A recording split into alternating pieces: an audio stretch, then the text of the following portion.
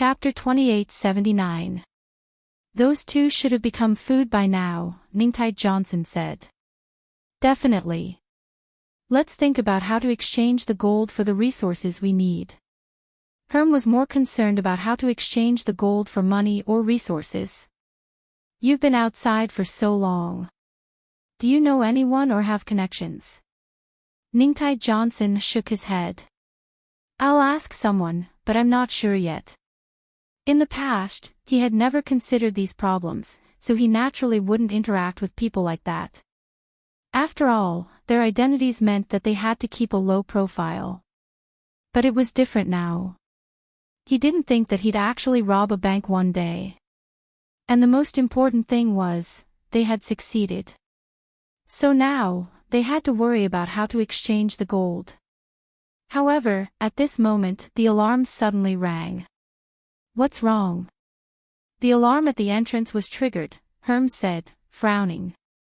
Show me the surveillance footage. Herm immediately pulled up the surveillance footage, and two figures appeared on the screen. The two of them swaggered into the passageway. They're not dead. Herm was shocked. It's him. Ningtai Johnson was even more shocked, because he recognized one of them. It was the sponsor he'd gone to get not long ago. You know him. He's rich, very rich. Ningtai Johnson's eyes sparkled as he said, let them in. They're definitely a fat sheep. Herm thought about it and didn't object to Ningtai Johnson's suggestion. They'd robbed a large amount of gold, but they couldn't exchange it for cash yet. Now that another fat sheep had come to them, there was no reason to let them go. After finding the entrance, Chen Zhao led the way in. He didn't care about traps at all. Oro was the only one who had always been cautious. This tunnel was different from the cave before. It should be an abandoned underground fortification. But it looked quite old. Along the way, there was also water seeping. There were lights above them. They seemed to be working normally. Oro suddenly stopped and looked up. There's surveillance, Oro said worriedly, his expression changing. Okay, got it. Chen Zhao said, unconcerned. They must have found us. What do we do? Should we leave now? Oro was still planning to escape. He had no choice. The cave in front of him had already shown him the fate of his comrades. He didn't want to be one of them. Therefore, if he could run, he would naturally run. We're already here, and you're still thinking of running. In a few more steps, we'll be facing the big boss behind the scenes. No matter how I look at it, this looks like a trap. If they can raise so many monsters in that cave, they probably have a lot of monsters in their lair. Don't worry. I didn't have the chance to fight just now. I'll show you a thing or two later, Chen Zhao said, patting Oro's shoulder. But the more Chen Zhao said, the less confident Oro was. However, what surprised them was that they did not encounter any attacks along the way. The tunnel was eerily quiet. The dim yellow light seemed to indicate something.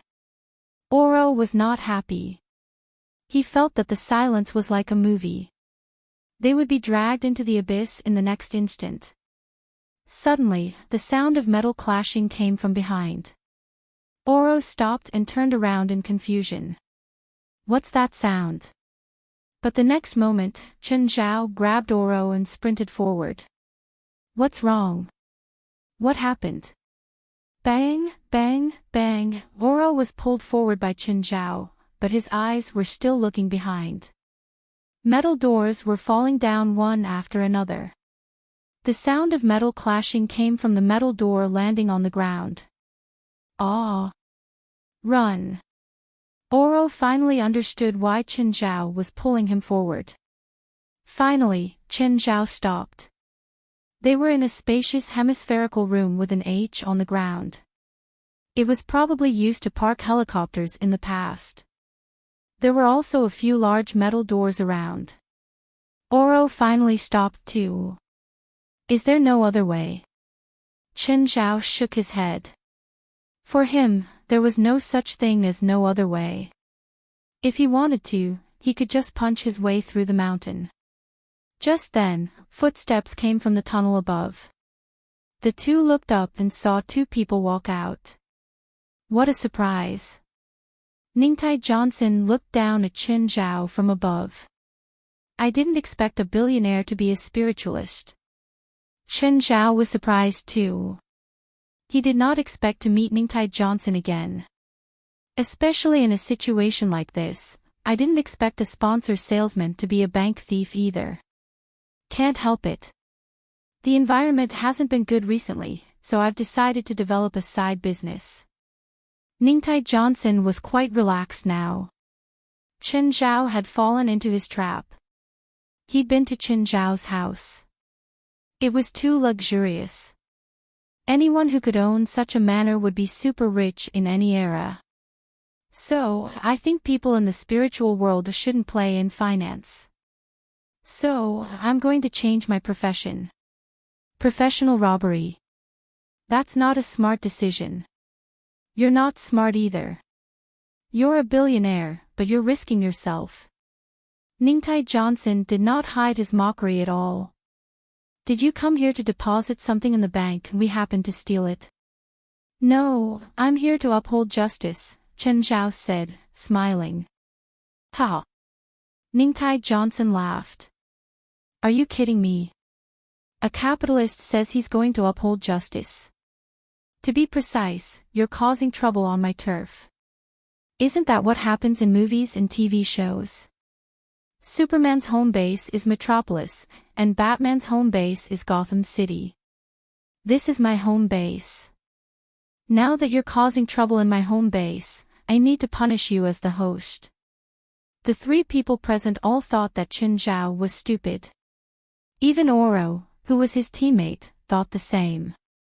Okay, Mr. Superhero, how do you plan to punish us? I'll kill you and then return what you stole to the owner. What do you think of the script? Ningtai Johnson had a disdainful smile on his face. It's a very cliché. How about this? You surrender now and transfer your assets to me. How's that? It's very novel, but as the person involved, I don't like it. I still like to follow my script. Ningtai Johnson took a remote control and opened a metal door at the side. It was originally a warehouse used to store helicopters, but now, there was a body inside. A body that was at least 10 meters tall, with swollen limbs and a fat head. What if I add this? Can I convince you to change the script? Chapter 2880.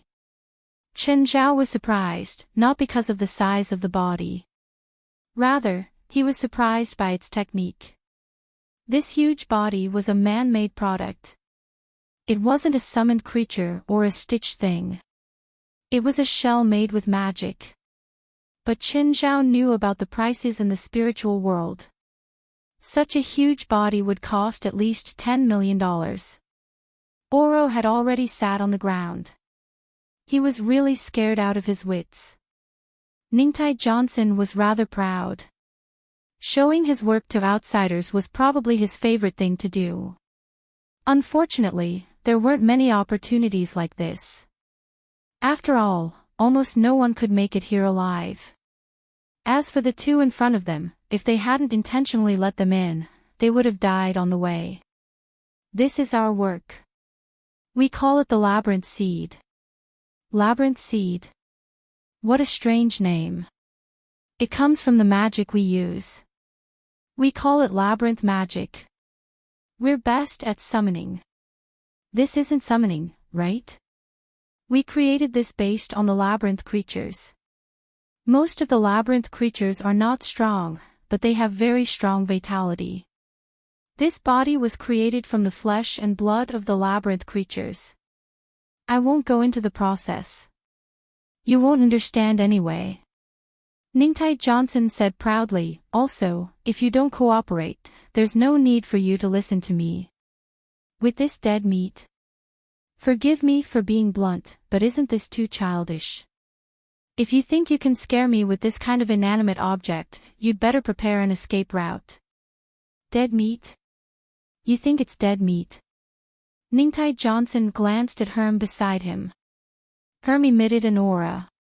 Then the dead meat in Qin Zhao's mouth slowly stretched out its limbs. It's not alive, but it's not dead meat either, Ningtai Johnson said. Ningtai Johnson said, this is the best artificial puppet in the world. Do you know the difference between us now? Qin Zhao smiled and slowly raised his hand. I know, but you don't seem to know. Crash, the huge labyrinth seed disintegrated instantly. Blood, flesh, and bones were smashed against the wall behind him by the terrifying force. Half of the room was dyed red. Herm, who was controlling the labyrinth seed, coughed out a mouthful of blood. Ningtai Johnson was dumbfounded. Herm, on the other hand, looked dispirited, and his body looked much thinner. Oro's eyes nearly popped out of their sockets. What happened? What happened just now? He didn't think Qin Zhao had done anything. But why did that huge and terrifying body suddenly self-destruct? How is this possible? Ningtai Johnson exclaimed. Look, this is the difference between us. Qin Zhao smiled at the two standing on the metal walkway. Ningtai Johnson and Herm's expressions were ugly and even a little panicked. The person opposite them was not an ordinary spiritualist like they thought. This guy was not a North American psychic. This was a powerful cultivator from the East. Let's go. Ningtai Johnson grabbed the dispirited Herm and wanted to escape. Qin Zhao lifted his arm and waved in the air. Ningtai Johnson instantly felt an unprecedented danger. He pressed Herm to the ground, and an extremely terrifying power passed over their heads. The force left a shocking scratch mark on the concrete wall beside them. The scratch mark stretched across half the room. Oro was dumbfounded. What's with this unreasonable scene? He couldn't feel Qin Zhao's power or any aura. He could only see Qin Zhao waving his hand like a lunatic. Then, he left a shocking mark in the room. This guy is a monster. Herm said weakly. We can't escape. We can only fight him head-on. Ningtai Johnson's eyes flashed. Finally, he gritted his teeth. I know. With that, he took out a remote control. The moment he pressed the button, the hemispherical ceiling above them opened. At the same time, the surrounding curved metal doors opened too. Inside the curved metal doors were all giant labyrinth seeds. Above them were elemental labyrinth seeds. These elemental labyrinth seeds were much smaller than normal people. They looked like midgets. However, their light bodies were able to float in midair. Attack, Herm wanted to say, attack Qin Zhao. But Qin Zhao waved his hand. Instantly, all the labyrinth seeds, big or small, exploded at the same time. Blood poured down like a downpour. The entire room was dyed crimson. That was their decades of hard work. Herm and Ningtai Johnson's expressions froze. They'd once thought that if they had enough resources, they could even create an army of labyrinth seeds that could sweep the world. But at this moment, their confidence had been destroyed by Qin Zhao. No matter how many labyrinth seeds there was no way they could stop this monster-like Eastern cultivator. It was a hopeless feeling. They'd thought that even if they were forced into a corner, the shocking number of labyrinth seeds could turn things around for them. But Qin Zhao only needed one hand to bring them back into the abyss of despair in an instant. Bathed in the blood rain, Qin Zhao smiled at Ningtai Johnson and Herm. Can you take me to see the lost items now? Qin Zhao's tone was calm, but Ningtai Johnson and Herm didn't have the courage to refuse. They weren't on the same level at all. To be honest, they felt that Qin Zhao was bullying them by coming to them. This was too much. It was like an adult bullying a kindergartner. The two glanced at each other. They were unwilling and hopeless. Chen Zhao's unreasonably powerful strength made it useless no matter how unwilling they were.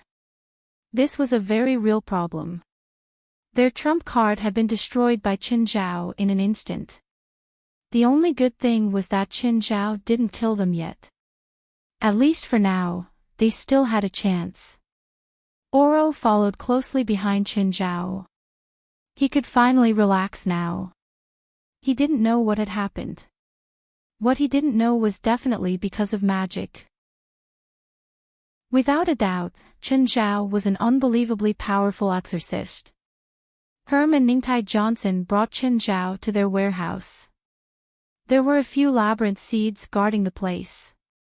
Of course, the two of them did not let the labyrinth seeds attack. After all, the attacks of these labyrinth seeds were useless against him. When Oro saw the messy pile of gold on the ground, his eyes widened. "We can give you this gold." Herm stared straight at Chen Zhao. "We promise we won't leak any information." Chapter 2881. Herm's intentions were clear. "You can have the gold. Let us go." Chen Zhao smiled. If he really needed to keep the gold for himself, he would choose a safer way to keep it a secret. Chen Zhao took out his phone. There was signal here. "Amira, I'll send you a location. Bring some people over to get your gold. Bring me to your lab. You should be making those things here, right? They're called labyrinth seeds." Ningtai Johnson was very dissatisfied with the things Chen Zhao mentioned. He felt that their research results needed to be respected. Even if the labyrinth seeds were a byproduct. Of course, they still brought Chen Zhao to tour their lab. But the scene was too beautiful. Basically, any cruel experiment that humans could think of could be satisfied here. Slicing. Slicing was the most basic. There were human experiments, as well as biological experiments. Chen Zhao looked at the experiments with a normal attitude. After all, Blackie was also doing experiments with Chen Zhao. But because of Blackie, there were basically no live experiments. Blackie couldn't kill, so Chen Zhao basically provided dead things. There were too many inhumane experiments here. But Chen Zhao wasn't concerned about that. He held a copy of Ningtai Johnson's experiment report. "Your labyrinth seeds experiment should be considered a success, right? This data doesn't seem to be a labyrinth seed experiment. This is our initial plan, the immortality experiment." "Oh. You're planning to make yourself immortal. Not just immortal. Immortality also means immortality and rebirth. How's the progress?" Chen Zhao didn't believe that anyone could create true immortality. This was because Chen Zhao had done similar experiments before. Of course, Chen Zhao and Blackie weren't passionate about it, so there weren't any results. There were a few extremely difficult ones that were basically unbreakable. So, Chen Zhao and Blackie gave up on this research. Chen Zhao didn't need to rely on experiments now. He had a body that was close to immortality. At least, he could be immune to most injuries. Even at the end of his lifespan, his body wouldn't decay. Of course, this was only the immortality of his body. Chen Zhao's tremendous vitality didn't give him a similarly long lifespan. But under normal circumstances, he could still live longer than most people. According to Ningtai Johnson and Herm's definition of immortality, longevity, undying, rebirth, based on these 3 points, Chen Zhao was still far from longevity. There was even a gap between him and some old monsters. Chen Zhao was very close to the second option of not dying. Of course, this was because Chen Zhao's body was too strong. Even after death, it was very difficult for the body to naturally decompose. It was similar to Apollo's body that Chen Zhao had encountered in the past. His body was not naturally decomposed either. Chen Zhao understood the third rebirth as the regrowth of a limb or part of a body. At the moment, Chen Zhao could do this. As long as his head wasn't half destroyed, he could still grow some limbs. Chen Zhao and Blackie had also experimented and cultivated Chen Zhao's own cells. However, the results were not satisfactory. The life force and energy contained in the cells made it difficult to nurture them. Unless he could get 2 nuclear power plants to continuously supply energy to the culture tank. Therefore, Chen Zhao still had the right to speak about these experiments. How far have you progressed in your research? Longevity. We've broken through the limit of human lifespan. We've added the organs of labyrinth creatures into our bodies. We can probably live for 300 to 400 years. We've been asleep for 800 years. When we wake up, our body functions will rapidly decay. If we don't have any breakthroughs in our research in the next few years, we'll quickly age and die. Chen Zhao glanced at the two. They weren't weak. Of course, their research level wasn't weak either. However, Chen Zhao definitely wouldn't intervene or invest in it. He couldn't have anything to do with this. Chen Zhao patted Oro's shoulder. Oro, go back. Forget everything you saw today. Oro's expression changed slightly. He realized what Chen Zhao meant. It wasn't good to know too much about some things. Herm and Ningtai Johnson both looked at Chen Zhao meaningfully. Maybe keeping him is a good choice, Herm said. Oro's scalp was numb. If they really wanted to kill him, he had no way to escape. I don't like keeping secrets like this, Chen Zhao said calmly. So, Oro, please cherish this opportunity. Don't make me regret this decision, okay? I promise I'll leave now. I've never been here. Oro hurriedly left. Chen Zhao glanced at the two. I'm going to recommend you to an organization. Organization? What organization? Herm and Ningtai Johnson didn't like being restricted or ordered. However, they didn't have much choice now. A rich organization with a government background, Chen Zhao said. You just have to show them your labyrinth seeds and they'll be happy to take you in. They might even give you a large amount of research funding. The two glanced at each other. Both were hesitant. There was no doubt that their current research had stagnated largely because of their lack of funding. Our identities aren't that clear. They'd slept together for hundreds of years. Herm still didn't have a legal identity. Ningtai Johnson used someone else's identity, so their identity was taboo. How to make up your identity is your problem. Also, that organization is my enemy. The two immediately understood that Chen Zhao wanted them to be spies. No, it wasn't just that. Chen Zhao wanted to use the enemy's funding for experiments. Moreover, these experiments had nothing to do with him. Even if they were exposed in the future, he wouldn't be implicated. Oro sprinted in the forest. Suddenly, a figure landed beside him. Seeing that it was Chen Zhao, Oro immediately sat on the ground. He was here to silence Oro. Don't be scared. I'm not here to silence you. Smiling, Chen Zhao looked at Oro. I'm not someone who goes back on my word. I'm just asking if you're interested in working for me. Oro stared at Chen Zhao with a pale face. You're really not going to kill me.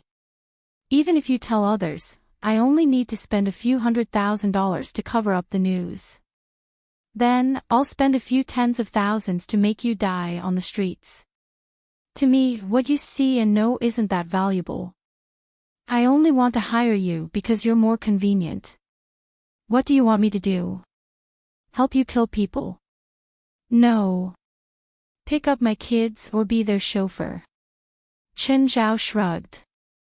You know that sleeping late is a hard symptom to overcome, so I'm considering finding a professional chauffeur. You're a good candidate. Chapter 2882. Could Oro refuse? He didn't dare to. He was afraid that Qin Zhao would send him to be human feed. That was really possible. Qin Zhao's terror had left a deep impression in his heart. All the tricks in horror movies didn't work on him. No, maybe it did, he'd been wrong from the start. Qin Zhao wasn't an exorcist in horror movies. He was the villain of a horror movie. That's right. In Oro's heart, Qin Zhao was a big boss, a demon king. As for Herm and Ningtai Johnson, they were just small fries. Fortunately, Qin Zhao's salary wasn't low. At the very least, Qin Zhao's promised salary was double that of the same job. After returning to the city, Oro was in a good mood. The journey with Qin Zhao had made him tremble in fear. He didn't need to worry that Qin Zhao would suddenly strangle him and throw him on the side of the road. If Qin Zhao really wanted to do that, he would have done it long ago. Remember to pick up my kids before 9 tomorrow morning. With that, Qin Zhao chased Oro out of the car. On the way back, Qin Zhao's phone rang again. Chen, the gold has been sent back to the bank. It was Amira. Without any small talk, she went straight to the point. You're really fast. I just got back to the city and you've already moved the gold back. I used a helicopter, Amira said. No matter who it was, they would deal with dozens of tons of gold as quickly and carefully as possible. Amira didn't want anything to happen to the gold again. This time, she'd found an armed helicopter and hired a fully armed army to protect the gold. After regaining what she'd lost, she couldn't be too careful. Also, I transferred $50 million to your card. You know that it's meaningless.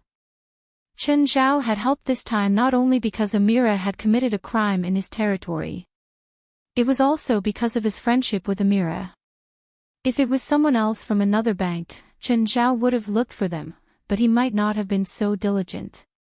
Even if they found something, they'd probably keep it for themselves.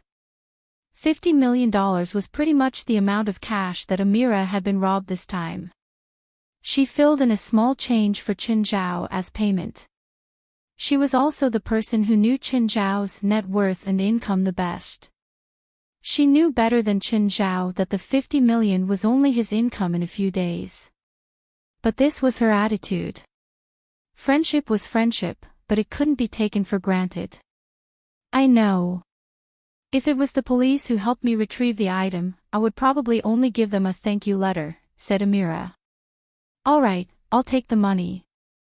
Chen, do you think I should hire a few of your peers? Or can you introduce me to a few? Amelia's idea was not baseless. This incident had given her a wake-up call. Her father had encountered the same thing in the past.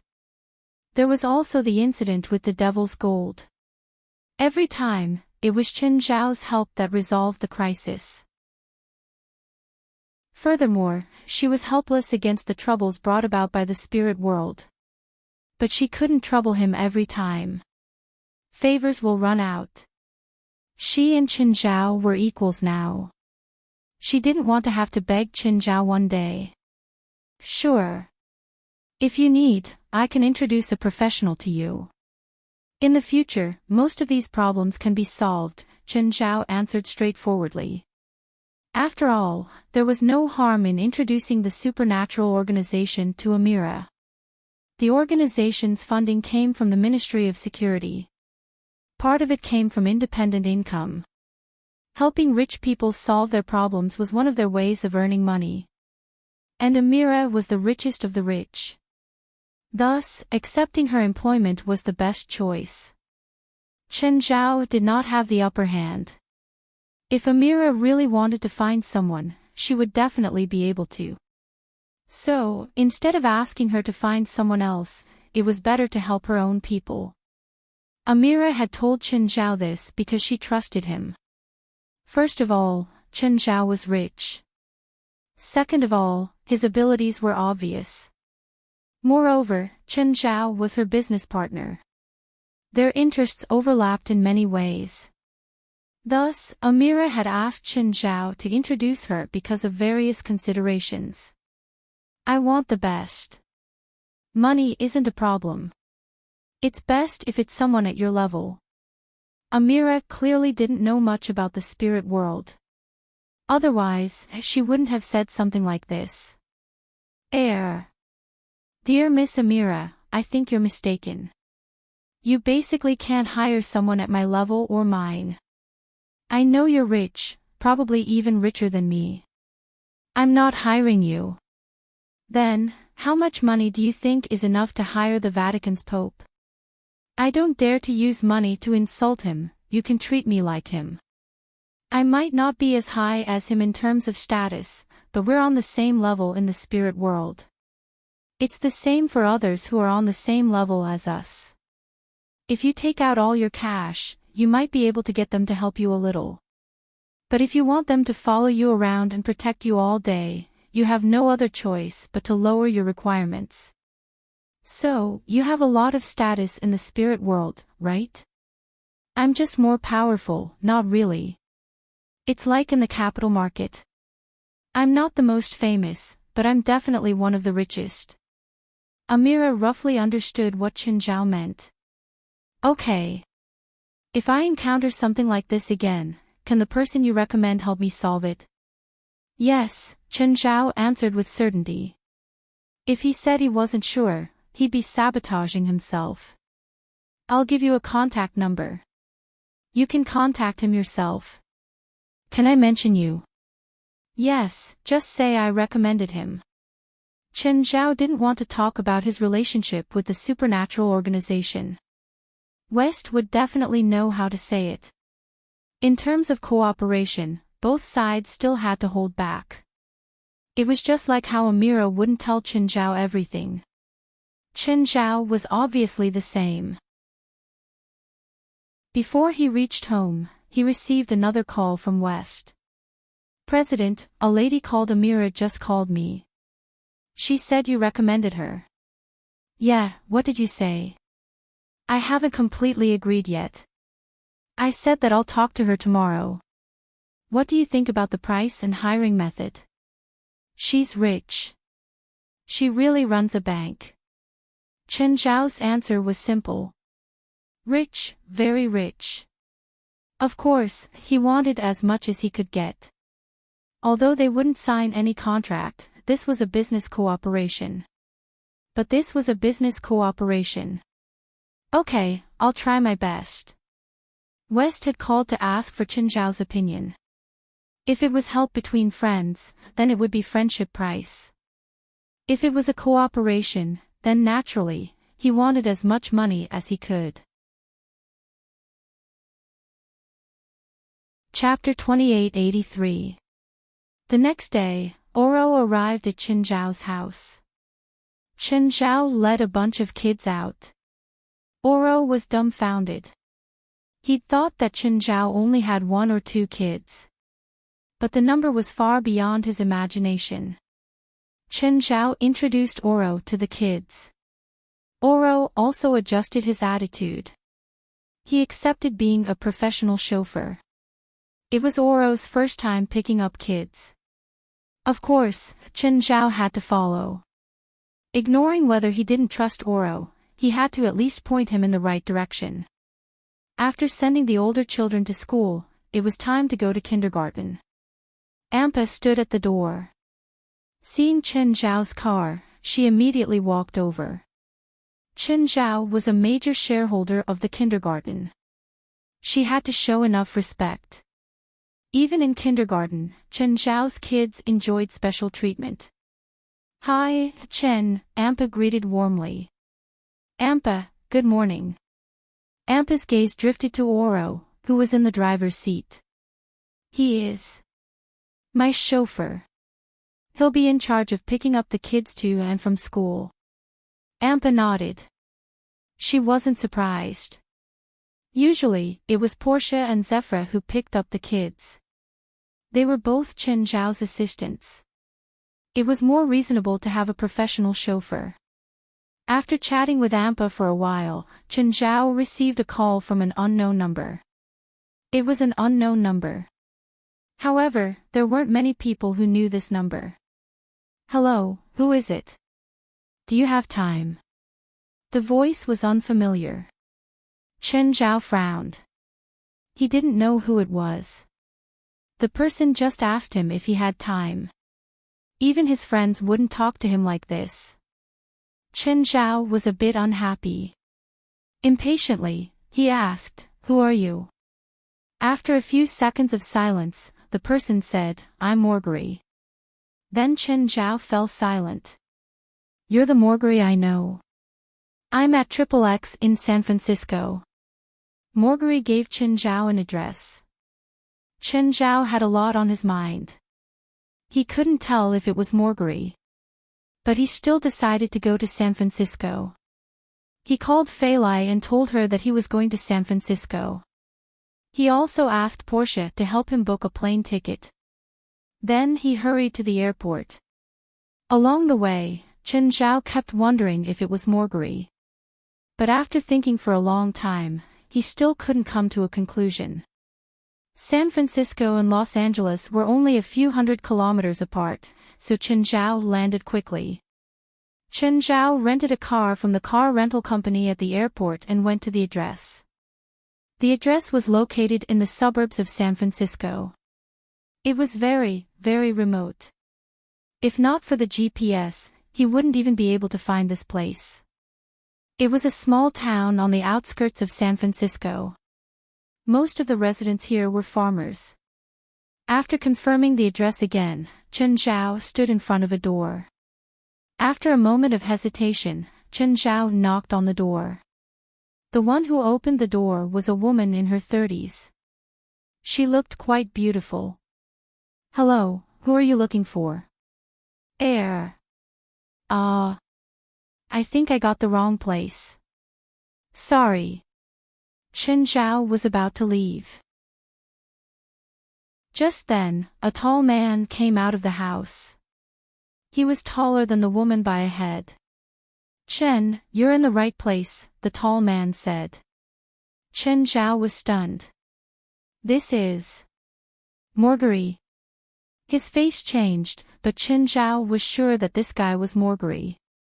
His height, figure, voice, mannerisms, and smile were all like Morgari's, except for his face. "You, long time no see. Didn't you recognize me?" Morgari came out and patted Chen Zhao's shoulder, chuckling. "Ellie, let me introduce you. This is my good friend, Chen." "Hello, Chen. Please come in." The woman called Ellie also smiled and welcomed Chen Zhao into the house. Morgari brought Chen Zhao to the backyard. It was a small, single-family mansion. It was about a few hundred square meters and the house only took up about 100 square meters. The rest of the space was for the yard. Ellie went to prepare some food for the two.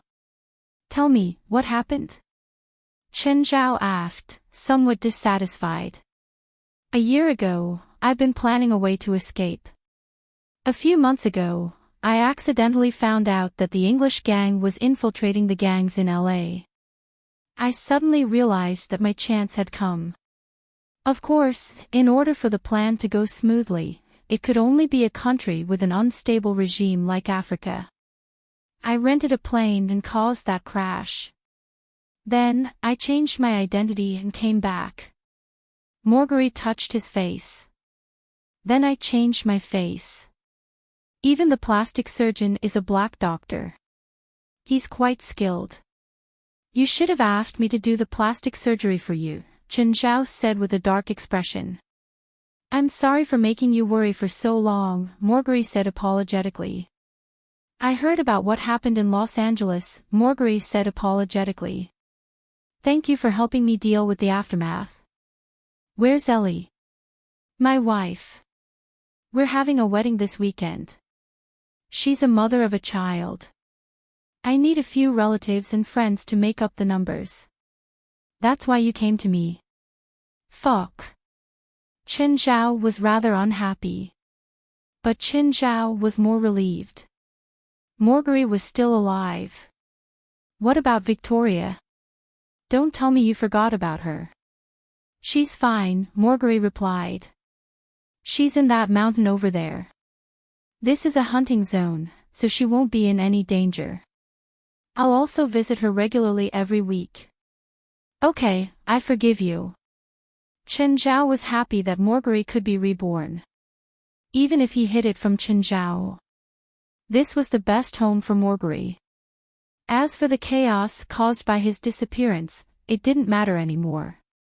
Marguerite didn't inform Qin Zhao just because of the wedding. It was also because of trust, just like when Marguerite was at his most difficult time. Qin Zhao helped him the same way. He hoped that Qin Zhao wouldn't feel sad for him anymore. This weekend, Fei Lai and I will come with our children. Oh, I'm Peyton Andre now. I was born in Washington. Don't get it wrong. I'm a middle school PE teacher in this town. Gentlemen, can you come and help me? Ellie called from inside the house. Help me bring the beer in. Beer and barbecue. The two chatted happily. They were very happy and relaxed. Marguerite's entire body, mind, and aura were completely different from before. Qin Zhao was happy for Marguerite's change. In the past, Marguerite was completely immersed in darkness. Especially after he became the ruler of LA's underground, he lost his smile. The smile Qin Zhao saw today was more than all the time he'd known Marguerite in the past. The two drank until Ellie's child finished school, a child who admired Marguerite a lot. Chapter 2884. Andre, you're really happy today. Is it because of that friend of yours? I'm happy every day, Marguerite said, holding Ellie's hand. No, today's the most special. You must be really close to him. Yes, very. You can say that he's the person I trust the most other than you. Ellie was also happy that Marguerite's friend could visit him. When Marguerite interacted with Qin Zhao, the feeling was completely different from when she interacted with him. Ellie couldn't tell what the difference was, but she could feel it. Of course, Ellie wouldn't be jealous because of a man. She was mature enough, both physically and mentally. She'd once had a failed marriage. Now, she really treasured the man before her. Qin Zhao leaned against the window. He stared at the wilderness under the night sky.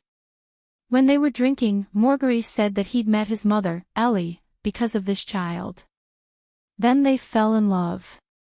Anyway, it was a melodramatic story. But strangely, it was touching. Marguerite actually had a lot of money. So, he didn't need Qin Zhao's support. Plus, the money had been laundered through some complicated channels. This was the backup plan he'd prepared in the beginning. But Marguerite was very satisfied with his current life. If it wasn't necessary, he wouldn't touch the money. Qin Zhao drank a lot today. He even needed someone to drive for him before he left. Seeing Marguerite again was probably the best thing that had happened to him in a while. Is this the way to the airport? No, sir, the driver replied. The designated driver replied, but you'd better wait obediently. We don't want to get hurt, don't you think?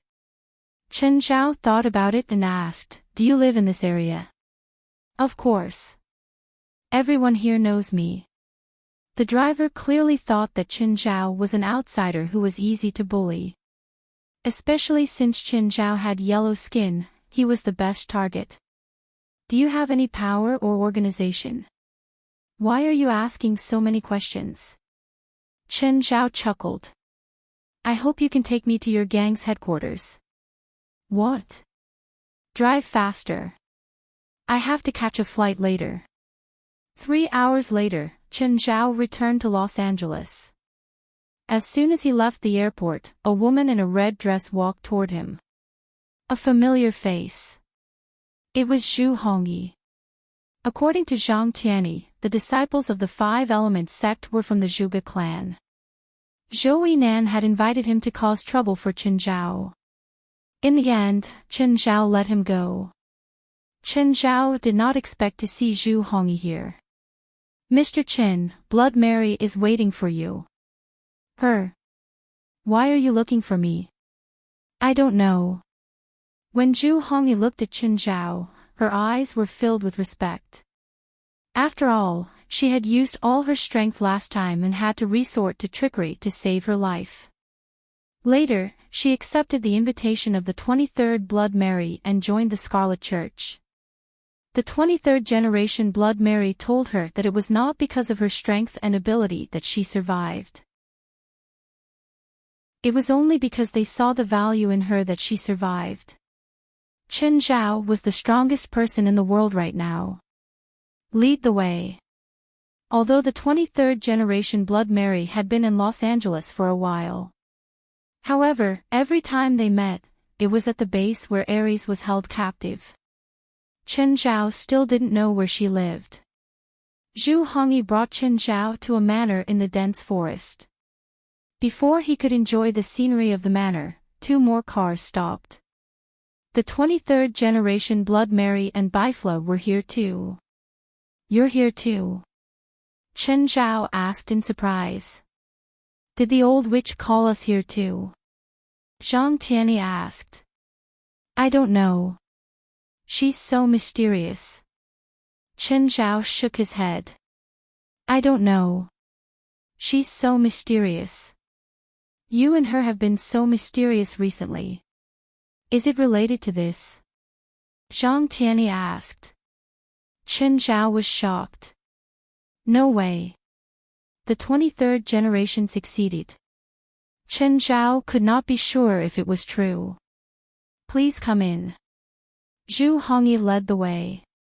Chen Zhao, Zhang Tianyi, and Bifla subconsciously used their small world to sense the entire manor. However, the 3 could not sense the 23rd generation Blood Mary's location. As Zhu Hongyi led the way, they finally realized why they could not sense Blood Mary. They walked down the winding stairs for more than 30 minutes. Going all the way down, it should be about a few thousand meters deep. No wonder they could not sense the 23rd generation Blood Mary's aura. So she was hidden so deep underground. But soon, they sensed the 23rd generation Blood Mary's aura. It was very clear, very powerful, and unreserved. She was more powerful than ever before. The 3 of them were visibly moved. It had to be known that releasing such an aura. Basically, they were at their strongest. But the 23rd generation Blood Mary was still releasing it. What's that old witch doing? Is she fighting some strong enemy? Does she not want to live anymore? Zhu Hongyi walked in front, completely ignoring the words of the 3 behind him. She had no right to answer any questions. The deeper they went, the more shocking the 23rd generation Blood Mary's aura became. The 3 were all confused. By now, Zhu Hongyi could no longer go down. Further down, the aura was so powerful that it was almost tangible. It almost suffocated her. "Go up," Zhang Tianyi said calmly. "We'll walk the rest of the way ourselves. We shouldn't get lost." Zhu Hongyi thought about it and nodded. No matter how unwilling she was, she could not fight against this terrifying aura. The 23rd generation Blood Mary had said that she had a chance to become the second Chen Zhao. But that would take at least 10 years, or even longer. But before breaking through to the Shangqing realm, she had no right to talk to the top of the Shangqing realm. She didn't even have the right to face them. The 3 continued going down. None of them dared to say that they could win against the 23rd generation Blood Mary in this state. Powerful. Indescribably powerful. What followed was the high temperature. It rose by 1 degree with each step. Chen Zhao did not care. He fought it head-on. Bifla did not care. He cultivated the main fire. This bit of temperature did not affect him at all. Zhang Tianyi could not take it anymore. He added a dozen buffs to himself. He was a bit envious of Qin Zhao and Bifla. He wondered if he should practice body-strengthening spells when he went back. Although he couldn't compare to Qin Zhao, he could still be useful in certain situations. When they reached the bottom, the temperature had reached almost 1,000 degrees. The 23rd generation Blood Mary was sitting not far away. There were no enemies here. She was the only one. "Mary, are you crazy?" Zhang Tianyi asked.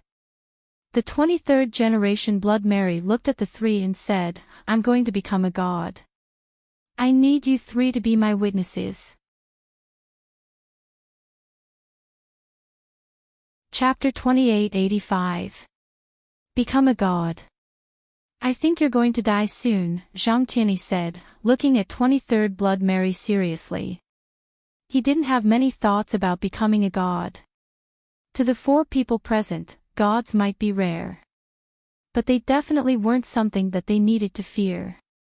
In terms of ability, they could already challenge any god. They were more curious about the gods. Of course, they were also curious about the current 23rd Blood Mary. But they definitely wouldn't treat 23rd Blood Mary like how they treated Ares. The four of them had a cooperative relationship based on mutual benefits. Qin Zhao was the last to join, but he'd already made enough contributions. This time, 23rd Blood Mary called them all here. On one hand, she wanted the three of them to protect her. On the other hand, she wanted them to watch from the side. On the other hand, she wanted them to watch from the side. Of course, 23rd Blood Mary wasn't sure if she could succeed. Of course, 23rd Blood Mary wasn't sure if she could succeed. "I feel the lack of spiritual qi around us. Are you devouring large amounts?" Zhang Tianyi asked. "With your devouring speed, the surrounding spiritual qi will dry up completely in less than half an hour. Your devouring process will stop too." "I can't help it," 23rd Blood Mary said helplessly. "I can't find another place." There were places with abundant spiritual qi in Los Angeles. But most of those places were close to the city or populated. 23rd Blood Mary wasn't sure how much influence her process of becoming a god would have.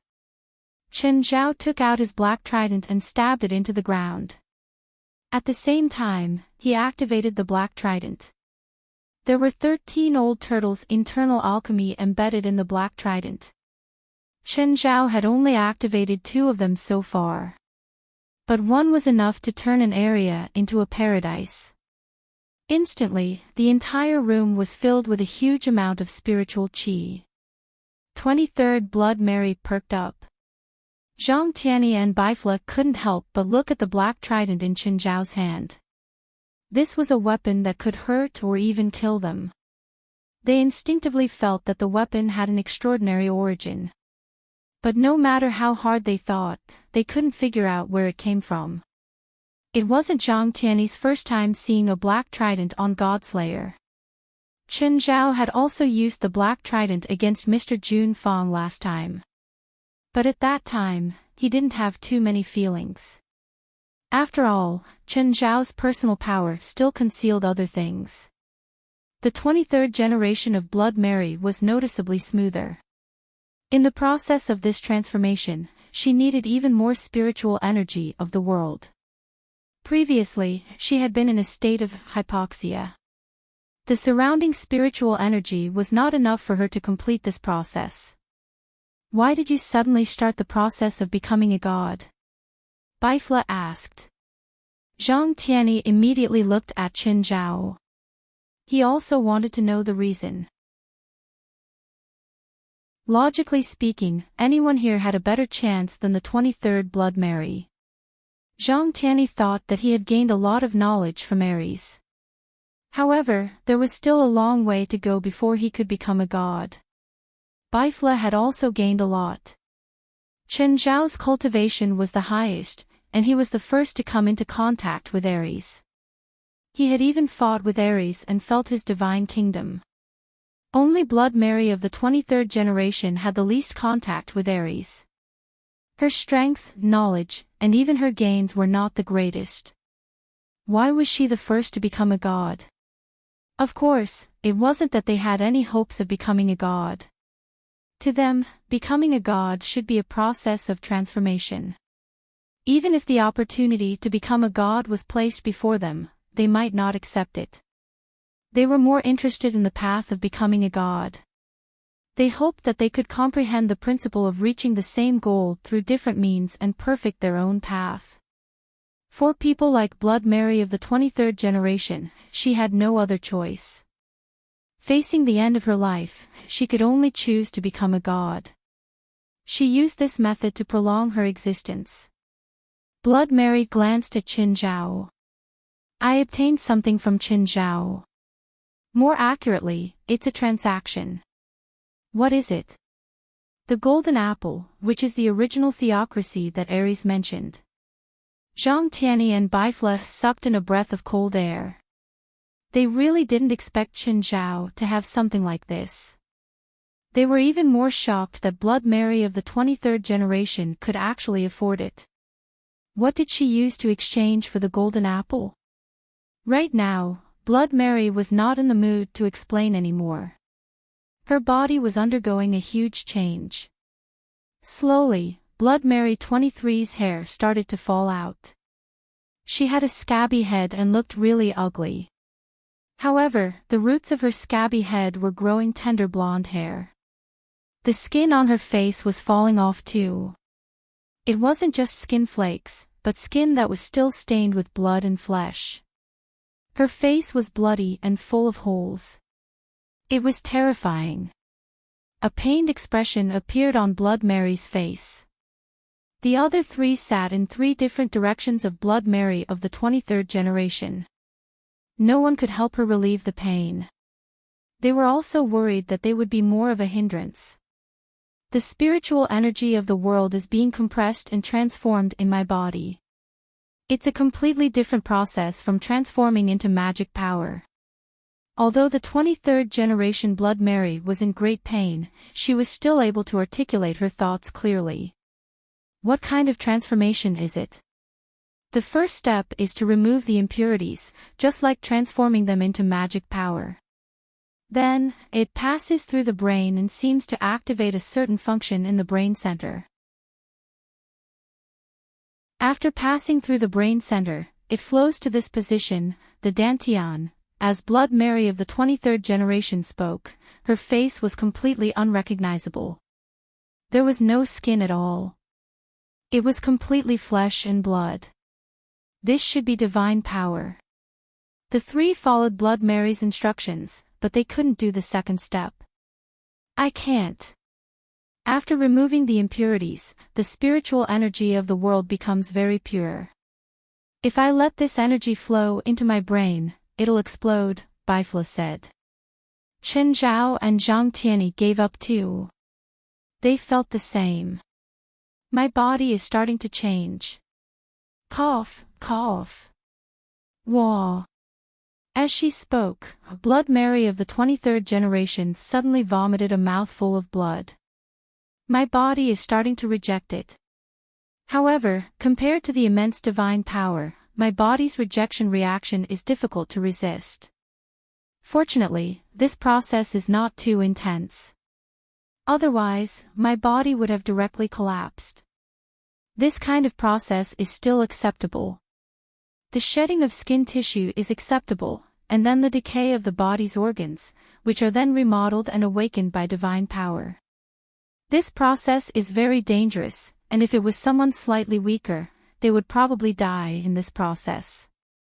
Just then, the short hair on Blood Mary's head was growing at a visible speed. Chapter 2886. Her metabolism was changing the 23rd Blood Mary's flesh and skin hundreds of times faster than normal. Her body wasn't hunched anymore. Her skin wasn't loose anymore. Her eyes weren't turbid anymore. Do you have to release all your power to the max when you become a god? Zhang Tianyi asked. I'm not releasing my original power. I'm dispersing it, 23rd Blood Mary answered. The old and new powers will clash. If you want to completely accept the divine power, you have to give up your original power. So, I dispersed my original magic power in advance to prevent the clash from being too intense. It's a pity to give up your original power, Bifla said. I'm not giving up completely. I'm only giving up magic power, 23rd Blood Mary answered. The 23rd Blood Mary replied, techniques, and comprehensions won't be lost because of this. For the four present, magic power or mana was something they didn't lack at all. If they wanted, they could accumulate 10 times their own magic power the next day. But there was no point in having so much magic power apart from setting off fireworks. Among the four of them, 23rd Blood Mary was about to give up her magic power and turn into divine power. The other three were refining their magic power to obtain purer power. 23rd Blood Mary didn't give up her power system. The true essence of her power system came from her understanding of the Tao and knowledge, not magic power. What divinity did you choose? Chen Zhao asked. I didn't choose any divinity. It's what the golden apple gave me. I don't have a choice, 23rd Blood Mary answered. Blood Mary replied, Air, I control the air. Although I haven't completed the ascended process, I can suffocate half a city with a single thought. That's a bit useless, Chen Zhao said, rubbing his chin. It was true that the 23rd generation Blood Mary was ridiculously strong in terms of AoE damage. She was like a walking nuclear warhead now. But the three of them could do it with a bit of effort. So, such large-scale damage was really meaningless to people of the same level. They couldn't just hope for people of the same level to suffocate to death, right? Of course, Chen Zhao didn't believe that 23rd Blood Mary was only capable of this after becoming a god. The power she mentioned was air, but it didn't mean that air could only suffocate people. At this moment, a terrifying air current approached the west coast. The tropical storm that came out of nowhere scared the west coast's warning system. The data fed back by the weather ball on the sea directly scared the hell out of all the early warning personnel. At that moment, the 23rd Blood Mary suddenly opened her eyes and said, You guys need to help me deal with the aftermath. I didn't expect to trigger an astronomical phenomenon. It's not under my control, but I can feel it. What's the situation? Now, with me as the center, there will be a superstorm with an inner ring diameter of more than 20 kilometers and an outer ring diameter of more than 100 kilometers. According to the storm scale, it should be more than 25, and because of the storm, it has already caused a super tsunami on the sponge, and now it is rushing towards the coastline at a speed of 150 kilometers per hour. Chen Zhao frowned. A level 25 superstorm. This kind of natural disaster could basically disintegrate an ordinary house. There was also a tsunami with a speed of 150 kilometers per hour. This thing was basically at the level of killing anyone who stood in its way, and killing Buddha who stood in its way. Then, Chen Zhao remembered that Mingyue Villa was on the coastline. This thing was the most destructive to the coastline. I can stop the tsunami, Chen Zhao said. But the storm can't. Then I'll stop the storm, Bifla said. At least I can deal with it like a normal storm, but I'm not sure how effective it will be. You want to use the hot air to create an internal pressure difference? 23rd Blood Mary asked. And then destroy the structure of the storm. Yes, Bifla answered, nodding.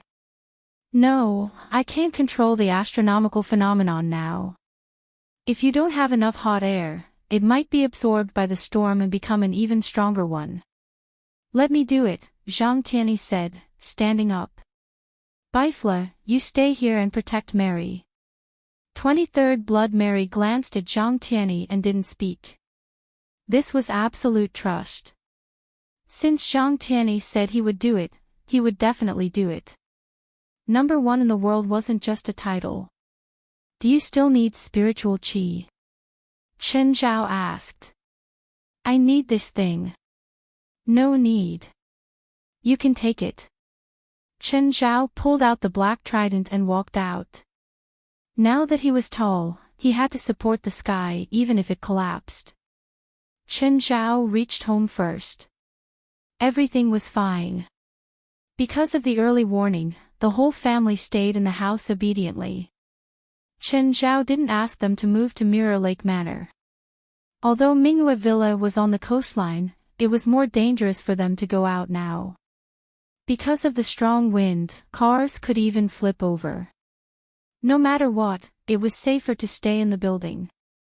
Chen Zhao flew 50 kilometers from the coastline and saw the terrifying white lines. They were formed by the distant tsunami. He couldn't see the end. Chen Zhao gulped. Even he wasn't confident in controlling a tsunami of this level. Chen Zhao grabbed the black trident with both hands and took a deep breath. He had to release his power without holding back. Right below Chen Zhao, a tsunami formed, but in the opposite direction.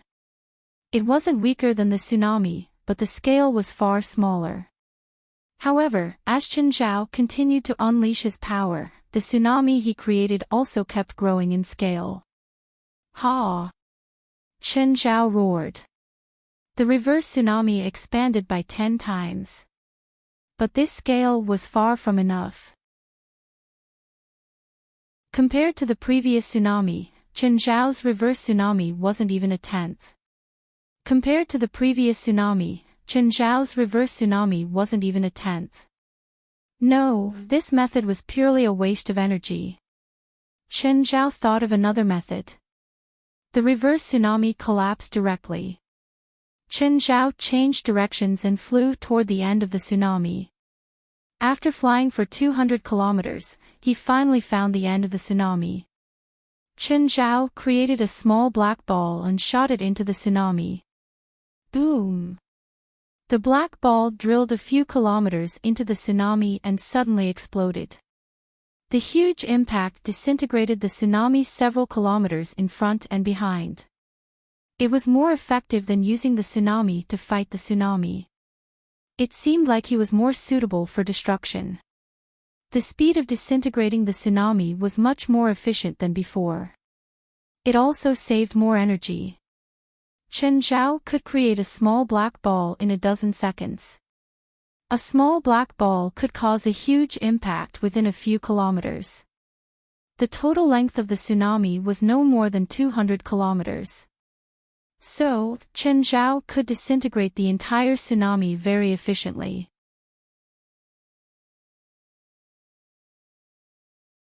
Chapter 2887. It only took half an hour for the entire tsunami to collapse. But this wasn't the end. The storm wasn't over yet. The tsunami came back. It was a never-ending cycle. Unless Zhang Tianyi could deal with the storm quickly, Chen Zhao didn't have a way to defend against a natural disaster of this level. Chen Zhao also lacked a way to defend against it.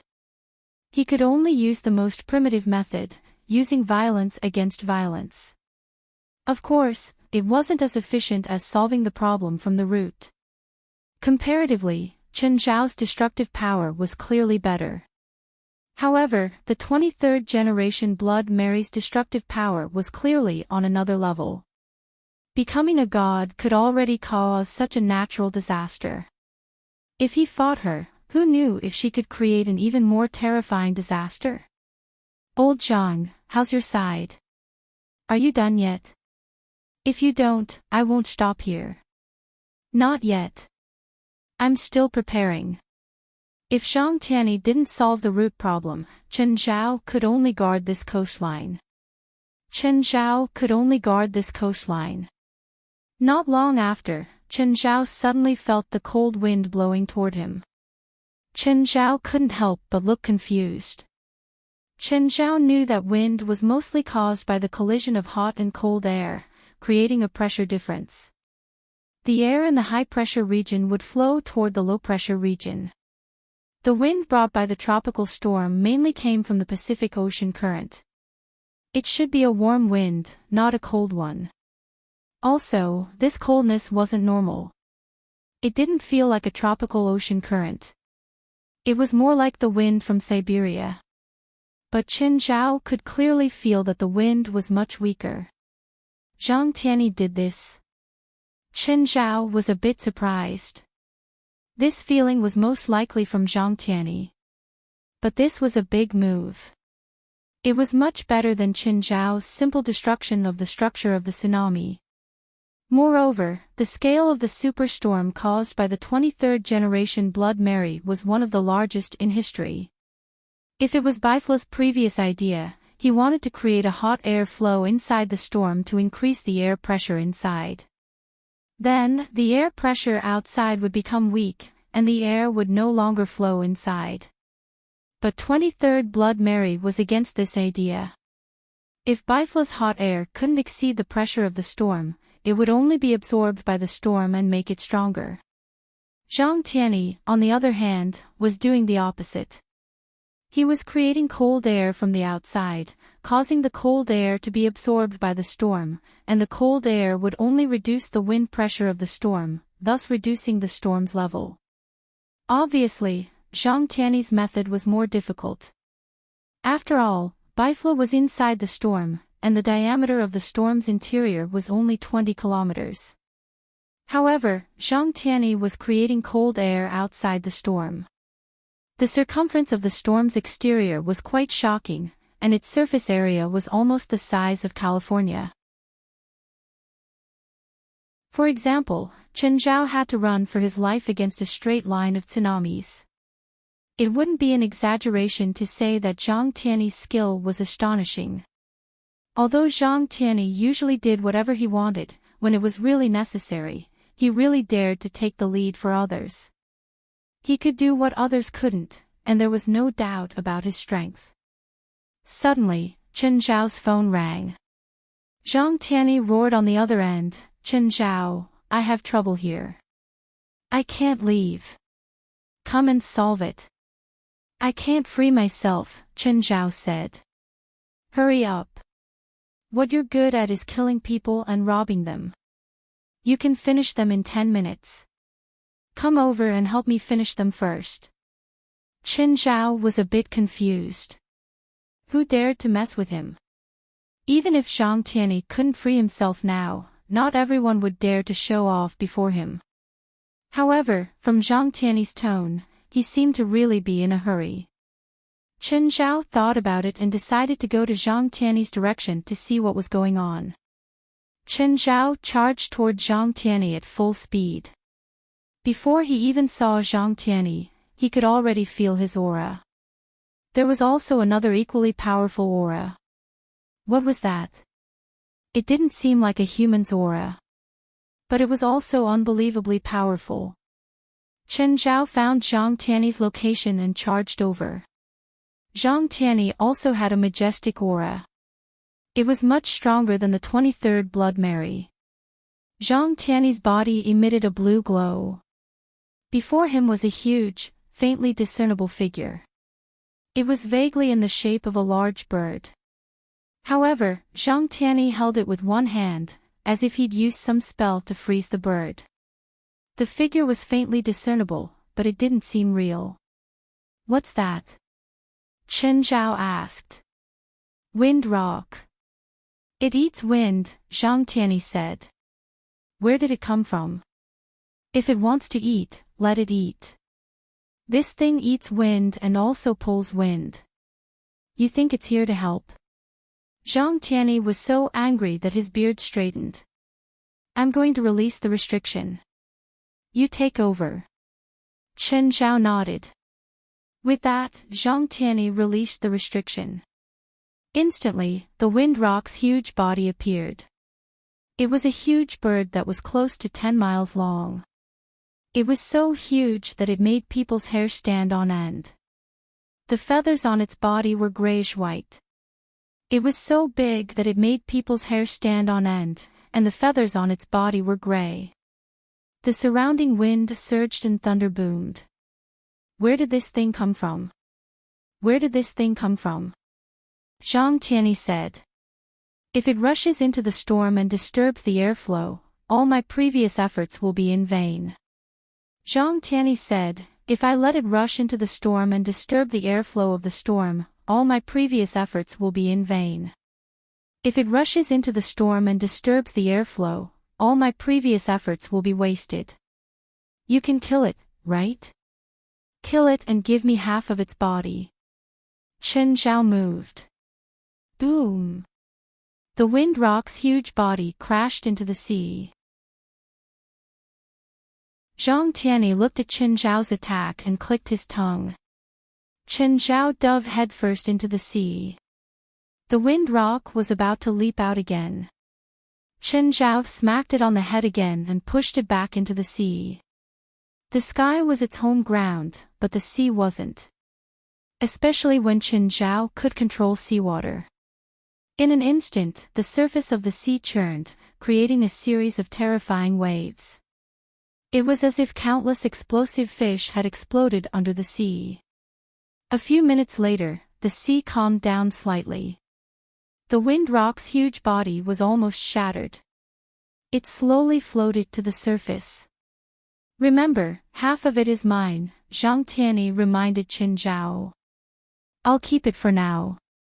Chen Zhao waved his hand and put the wind rock into his spatial ring.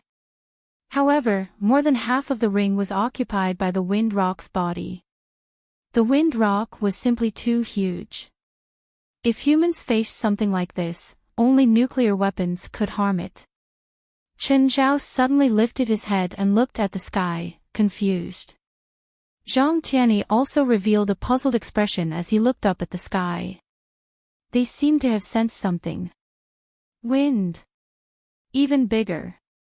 The wind wasn't caused by the difference in air pressure, the wind carried a vast and majestic spiritual qi.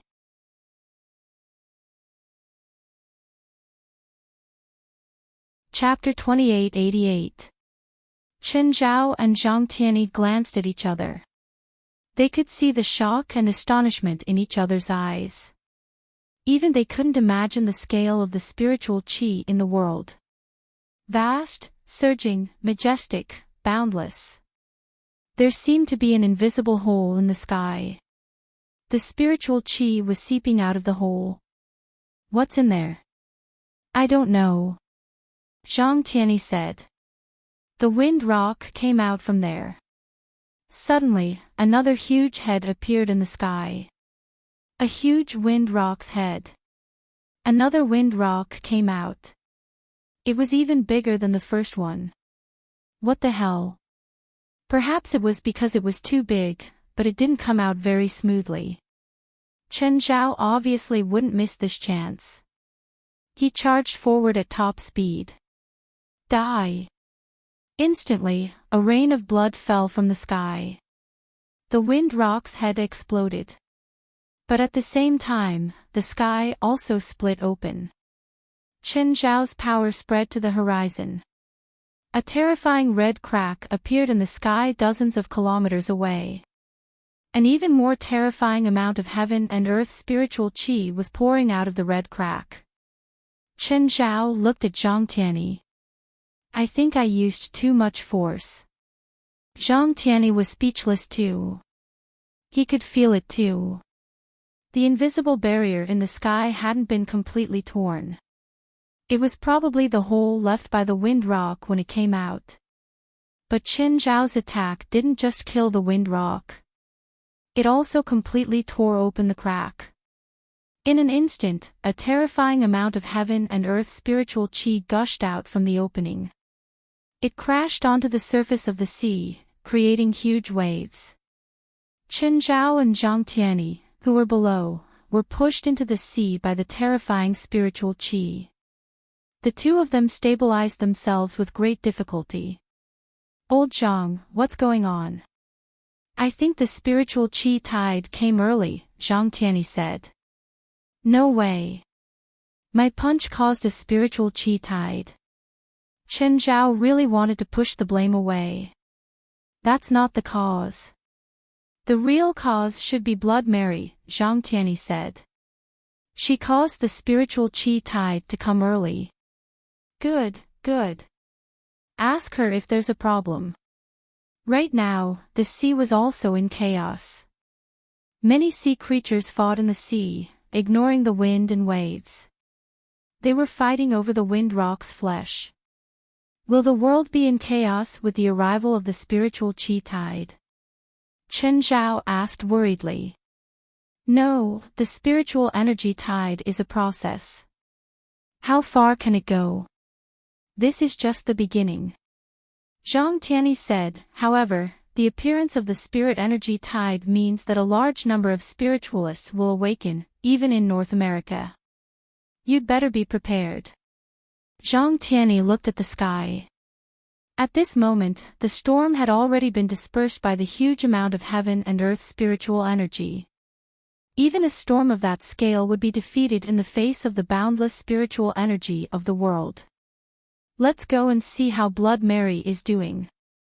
The two of them returned to the depths of Blood Mary's manor. Chen Zhao entered the underground chamber. He saw an unfamiliar blonde young and beautiful woman sitting opposite Bifla. Is she the 23rd generation? Chen Zhao asked in shock. Bifla glanced at the two of them and nodded. She has been transforming all this time, and it hasn't stopped. At this time, the 23rd Blood Mary opened her eyes. Her pupils were golden. This was exactly the same as Aries. Her aura was also very similar to Aries's, but also different. Did you succeed?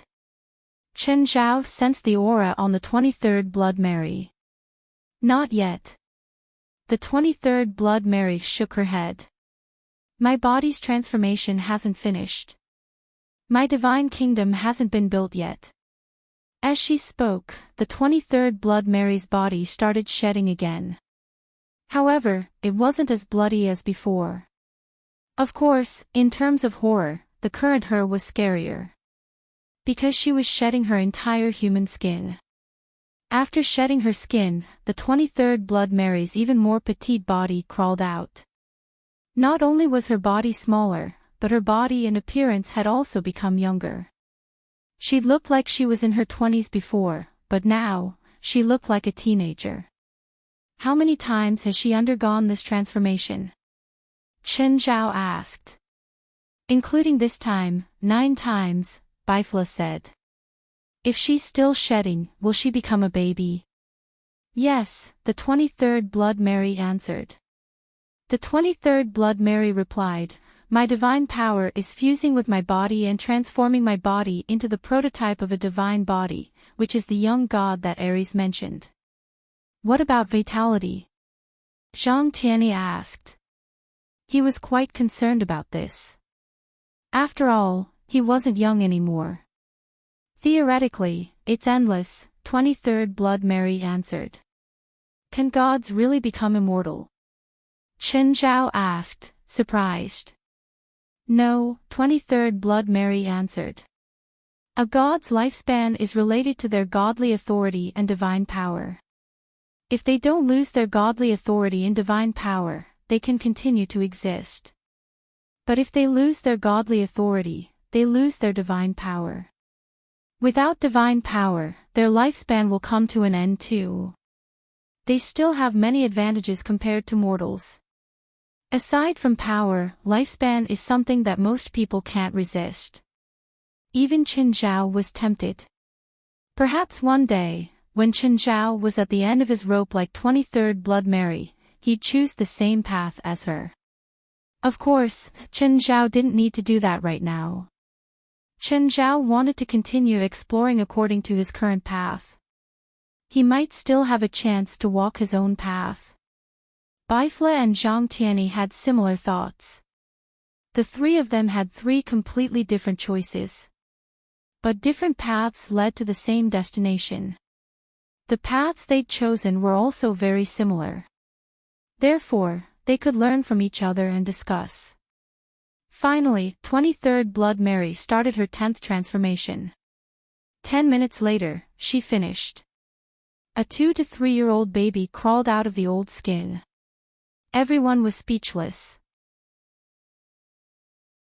23rd Blood Mary raised her arms and looked at her limbs. It's better than expected. I didn't completely transform into a baby. Although her body had become a baby, 23rd Blood Mary's thoughts were still the same as before. This body is too weak, 23rd Blood Mary said helplessly. It has great power, but it can't be completely released. What's the difference between you now and the past?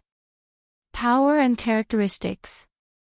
I can use divine power to imitate the moves and magic of the past, making them even more powerful. However, in a battle of the same level, I'm even weaker. I've lost my small world, and my divine kingdom hasn't been built yet. Moreover, my current body can't release too much divine power. If any of you want to fight me now, I can only raise my hands and surrender.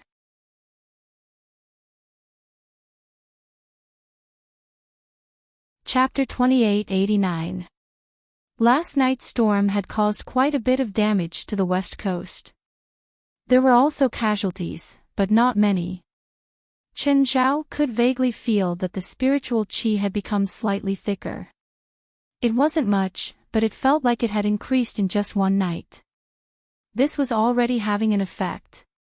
He couldn't feel the global effect yet.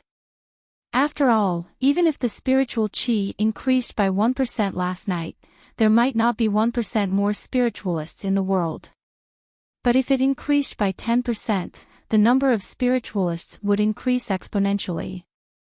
Chen Zhao didn't know how much the spiritual qi tide would increase by, or perhaps by a few 100%. Although there had been many spiritual qi tides in history, there were no clear records of their numbers. Moreover, there seemed to be differences in the strength of the spiritual qi tide at different times. Right now, Bifla was the only one who had the right to speak. This was because he'd experienced a spiritual qi tide before. He'd lived from the previous spiritual qi tide era until now. However, it was the beginning, so even Bifla couldn't tell if it was the same or not. Oro had just picked up the kids for school. Chen Zhao looked at the trash that had been washed up on the beach after the storm. Last night's storm had also affected Mingyue Villa. It didn't destroy the overall situation. But no one could stop the things that had washed up from the sea. Hey, Sephra, when are you and Portia coming? Sorry, I'm waiting for Portia. She's sleeping in again. That D*Ned woman is putting on makeup now, Sephra answered helplessly. Fine. Tell her that if I don't see her in an hour, she'll have to pay me again this month. Tell that *Shoal boss that if he dares to deduct my money again, I'll quit. Portia's furious roar came from the phone. Zephyr glanced at Portia. She really admired Portia. This woman owed the bank a lot of money, but she still had the courage to speak rudely to her boss. Especially since she also owed her boss a lot of money. Zephyr suspected that this woman would be drowned in the sea by her boss one day. Portia had no choice but to give up now. She didn't have money to pay him back anyway. She didn't care what Chen Zhao did. Looking at Portia, who was dressing up in front of the dressing table, Revla said, "You're so pretty that no other man will be able to see you except for your bastard boss." That's not necessarily true. Maybe I'll meet him on the way. Well, I wish you good luck, but you'd better hurry up. Otherwise, your money will definitely be deducted. Portia picked up the foundation in annoyance and suddenly smelled a pungent smell. She abruptly threw the foundation in her hands away. What's this smell? It's so pungent. Refra picked up the foundation. No, the smell is normal. This foundation costs more than $100, and it's broken. No. Portia picked up the foundation again and couldn't help but frown. Damn it, what happened just now?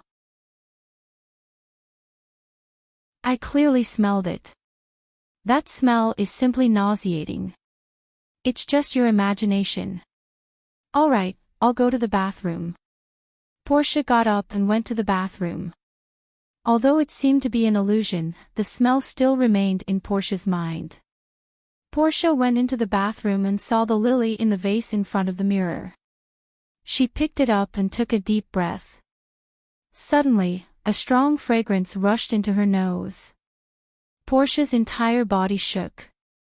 In an instant, the mirror in front of Portia cracked. Portia was shocked. What happened? Knock, knock, Portia, what's wrong? I heard a sound inside. Did you break something? Ah. No. No, I accidentally broke the mirror, Portia said. All right, come out if you're done. Don't let the glass scratch you, Refra said with concern. Portia's face was filled with shock and panic. What happened just now? She felt as if she had taken a breath of the flower. The fragrance seemed to have turned into a substance and flowed into her body. Immediately after, the stream of air rushed into her limbs and bones, and was released by herself. Then, the mirror in front of her shattered. Portia wasn't sure if what happened just now was real. After all, it was too strange and unbelievable. Portia felt as if there was still that air in her body. Portia looked at the vase in front of her. After a slight hesitation, Portia picked up the vase. Portia searched for that feeling. Crack, in an instant, the vase in her hand broke. Portia was shocked again. It was real. It wasn't an illusion. The feeling was real. How could she have superpowers? Portia was shocked. She wanted to feel that air again. But she couldn't feel it. Fragrance. Was it fragrance? Portia quickly caught the point. Portia picked up the lily again and took a deep breath. But now, the lily seemed to have lost its fragrance. There was only a faint smell, not the feeling from before. Strange, why is there no fragrance? Did I suck it dry? Portia opened the bathroom door. Refra stood outside the door and looked at the situation in the bathroom. Then, she looked at Portia. I know you're in a bad mood, but some things can't be changed. No matter how unhappy you are with him, you have to pay him back first. Clean up the bathroom.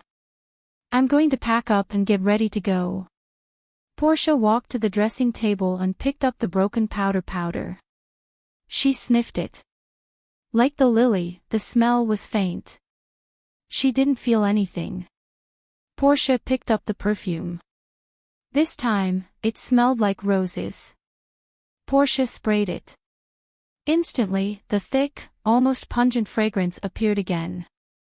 At the same time, the unfamiliar air appeared again. Achoo! With a crash, the dressing table that Refra had just tidied up became a mess. Refra poked her head out of the bathroom. Portia, that's enough. I'm cleaning up. I don't care what kind of temper you have, but you better control yourself. Sorry. I'll clean up now. Portia was both surprised and happy. She really had superpowers. She really did have superpowers. She wouldn't have to endure Chen Zhao's anger anymore. With superpowers, he could swagger around and make money. She could become a star. She wouldn't have to endure Chen Zhao's anger anymore. Right, she couldn't let that bastard off so easily. Portia decided to use her superpowers to fix that bastard. To let him know how powerful she was.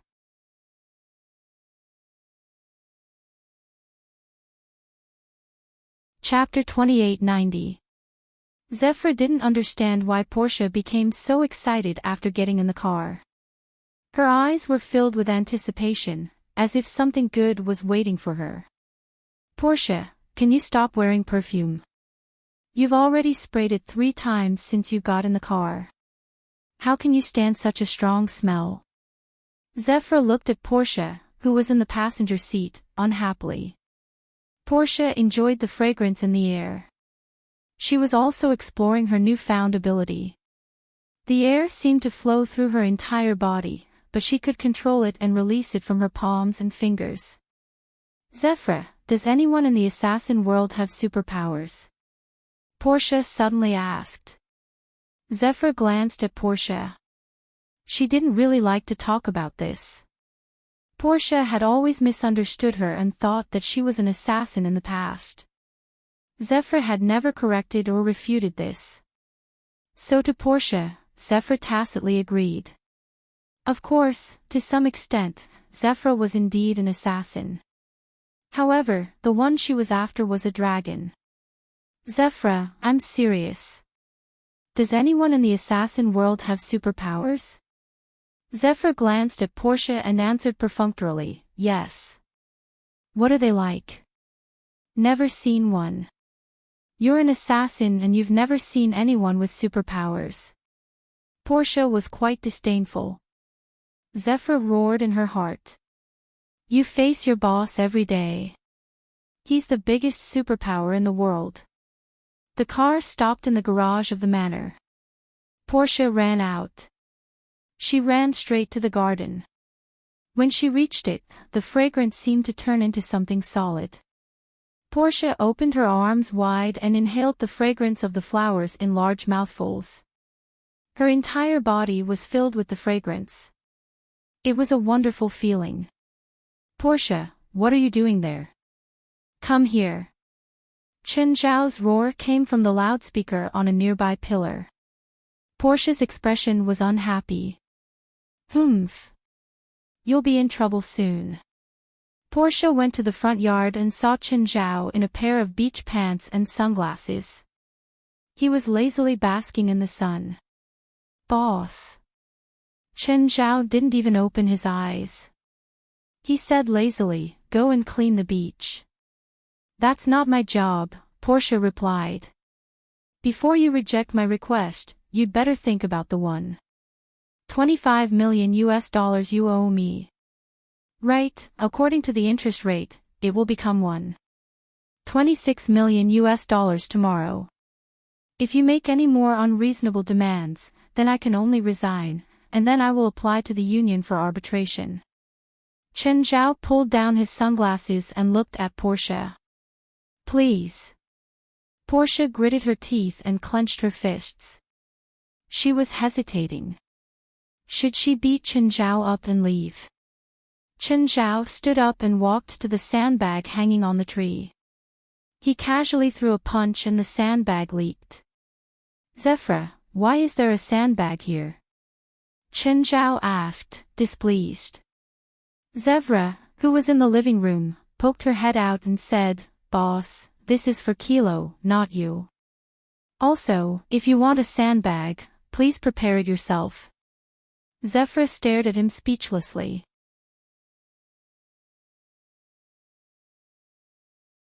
Boss, your requirement is to have it in stock and deliver it within a month. It's a luxurious small and medium-sized model with a price within $80 million. So far, I've found Gulfstream's G650 and Bombardier's Global 6000. These two models are the most suitable. Among the small and medium-sized models, they have the highest support ratings and are the most comfortable. You can get them within a month after paying. Sure. Contact their company and ask for one of these two models. Navika Lena was already used to her boss's extravagance. Do you need a loan? Rich people love taking loans to buy these luxuries. It wasn't that they weren't rich enough, but they were used to turning cash into investments. Chen Zhao shook his head. He didn't like loans. He had enough cash in his bank account. Why would he need a loan? Mainly, he didn't like the feeling of owing money.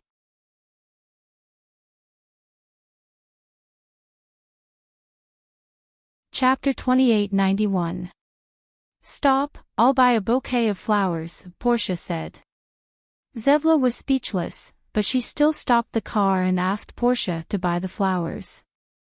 She felt that Portia was behaving strangely. In short, she was behaving strangely in every sense.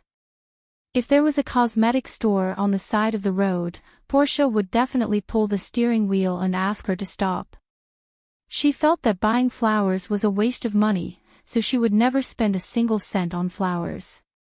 But today, she actually took the initiative to suggest buying flowers.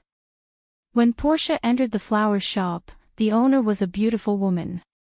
"Miss, what flowers do you need?" Portia took a deep breath of the fragrance in the air. "What's the most fragrant flower?" Portia asked. "Lilacs, lilies, and gardenias are all very fragrant," the owner replied. Usually, people who bought flowers had a purpose. If they were placed at home to arrange flowers, most of them were for the sake of beauty. Very few customers would want to buy flowers for fragrance. Of course, the owner still truthfully told her 3 famous flowers for their fragrance. "If you need flower arrangement services, we'll add $1, but the effect won't disappoint you." "No need, just a bouquet of lilacs, lilies, and gardenias," Portia said. Soon, the owner helped Portia tie 3 different bouquets of flowers. Portia was about to pay when a black man rushed in. "Robbery! Give me your money. Hurry up." The black man pointed a dagger at the 2 women. Portia didn't know where she got the courage from, but she let out a breath at the black man. Bang!